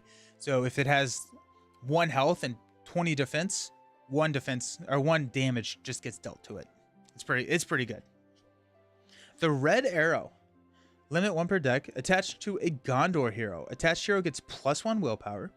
Valor response. Valor meaning that if you have higher than 40 threat, after the attached hero quests successfully, add the red arrow to the victory display. To search the top 5 cards of your deck for an ally and put it into play. Shuffle your deck. Interesting. I mean, just like a 1 for +1, like willpower is pretty decent. And then if you can time it and you can set it up and you can pull it off and you know what ally you're pulling, that can be really strong. But honestly, just a 1/1 willpower is really good. It is limit once per deck, so there's a chance you just never see it. The War Axe.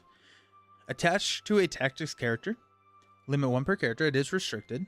It gets +1 attack for each attachment it has with the restricted keyword. Oh, so it's effectively a +2. Then if you go Firefoot, it's a War Axe seems really good.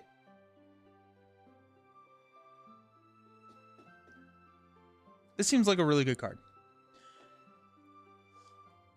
It's a 1 for +2.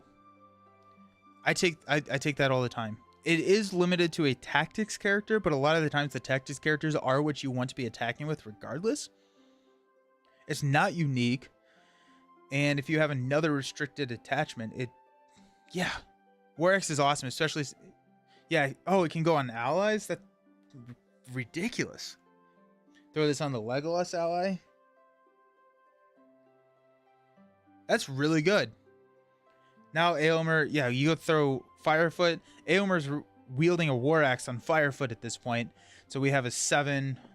Aylmer's at a 10 attack at that point. That's wild. That's so cool. We only have 2 of those. Feels like that's a 3-drop easy. Hey, we got 2 Tested Wills. No one loved that card. Here we go. Astonishing Speed.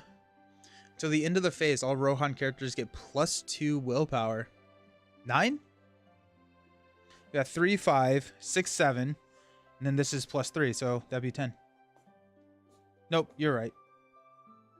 Oh no, okay, yeah, no, it's +1 for each restricted. For some reason I was thinking it was +1, then +1 for each restricted. You're totally right. You're totally right. That's not as good, but it's still really good. A 1-drop for 1 is really good. Okay. It's still good. Not as good as I thought, but it's still good. So now you can give all your Rohan characters +2 willpower. Go wild. Shuffle. Where'd he go? Yeah. Here, back, and ready, everybody. It's pretty sweet. Oh, yeah. Okay, I was like, they only gave us 1 of those, but no. It's just where the pack got split. But yeah. My guess is that we'll get 3 of these. Because you can just quest like crazy. I wonder what... Has anyone like measured, or does anyone remember the highest amount that they've quested for in this game?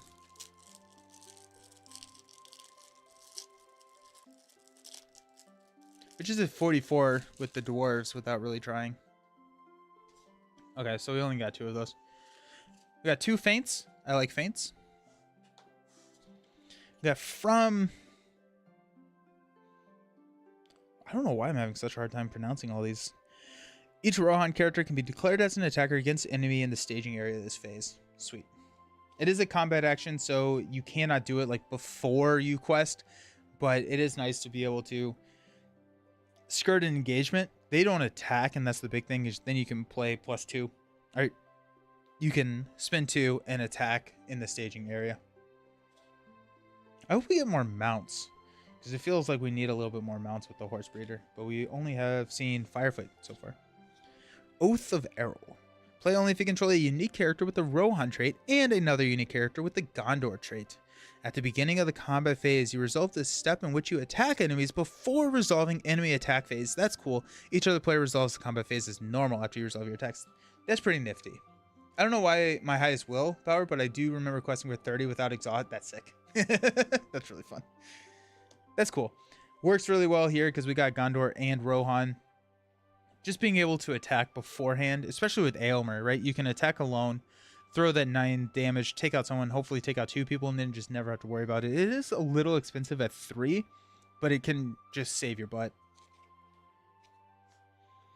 Feels like the allies are really inexpensive here, and then like a lot of the events are starting to look pretty expensive. The Muster of Rohan. While paying for Muster Rohan, each Rohan hero you control is considered to have a spirit icon. That's cool. Planning action. Search the top 10 cards of your deck for up to 4 Rohan allies. Put them into play. Shuffle your deck. If any of those allies are still in play at the end of the round, discard them. It's pretty sick. Rohan feels like it just sets up for the biggest turns. Yeah, you get the strike first, basically. Yeah. Yeah, Rohan is just here. It's like we're going to do big numbers and we're going to like we're gonna have epic turns. Putting 4 Rohan allies into play, that's wild. That's so cool. If you can combine these, which is a really expensive combo at 7, but still, like, this is, if you are able to hit 4 allies, this card then becomes a minimum +8. This is my favorite card so far. Yeah, it's really cool. It's really cool. It's pretty sick. Wait no longer. At the beginning of the quest phase, search the top 5 cards of the encounter deck for an enemy and put it into play engaged with you. Then reveal 1 less encounter card this phase. Shuffle the encounter deck. That's cool. That's really cool. Just being able to skirt some of the nastier cards. If you're set up, which this deck is very much set up to do, to take on enemies, then you can just skip the encounter phase effectively. Nice. That's cool. And that is the starter deck. I'm really looking forward to playing this. This one looks like a lot of fun. Let's see what we got for the additional cards. Fastred. 9 costs, 1, 2, 3, 3. After they defend an enemy attack, return that enemy to the staging area to reduce your threat by 2. Limit once per phase. What I like about this, Wait No Longer is great for Dunedain. Oh, yeah. Yeah, because Dunedain always cares about what's engaged with you. That's a really good call. That's awesome. Honestly, the only thing I'd worry about with a deck like this is after the big turn, what next? Oh, you win. Is Dunehere's best friend? Yeah. So you defend with Fastred, reduce your threat by 2, push them into the staging area, and then you can then attack them because like Dunehere can attack enemies in the staging area. That's really cool. That's really cool. I like that a lot. I was kind of, I guess maybe we don't have any lore stuff or leadership, but Riddermark's Finest, 2 cost, 1102. Exhaust Riddermark's Finest to place 2 progress tokens on any location. I guess I am a little, it's a little surprising to me that we have 3 Westfold Horsebreakers and only 2 mounts in the deck, and the mounts are unique. We got Spear of the Mark, attached to a Rohan character. We get +1 attack or +2 attack if attacking an enemy in the staging area. So push them back with Fastred, and then attack with Dunehere for a 2. I like that. This is also fairly decent just for a 1/1. Attached to a Rohan character, restricted, but a 1 drop for +1 attack. It's pretty good.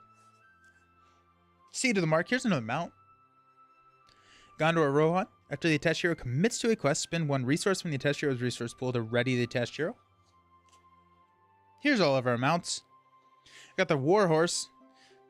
After the attached hero participates in a attack that destroys an enemy, exhaust Warhorse to ready the attached hero. So I really like going Warhorse with Firefoot and just like seeing Aomer like riding 2 horses, right? And so can attack, ready, then attack again with a 7, which is pretty cool. The Muster of Rohan just let me one-shot the second phase of Journey Along the Anduin when I played it. It felt really good. Oh, nice. That's pretty cool. That's pretty cool. We got Charge with the Rohirrim. Until the end of the phase, treat each Rohan character with a mount attachment gets +3. Wild. That's pretty sick. And then I think these are the... Yeah, this rounds out the playset for the last couple of cards. I'm really excited for this deck. This seems really fun. It just, yeah. This type of deck where like the sequencing and everything kind of matters. You set up for these big epic turns just is a playstyle that I very much enjoy. So I'm really excited to try out the Riders of Rohan deck. Very cool. Awesome. Well, thank you all so very much for hanging out. I appreciate y'all. I'm not streaming next week because I am traveling, but I will be back the week after that, and we'll be playing some more Lord of the Rings at that point. I appreciate each and every single one of you. I hope you have a fantastic rest of your week. I'll see you around. Peace.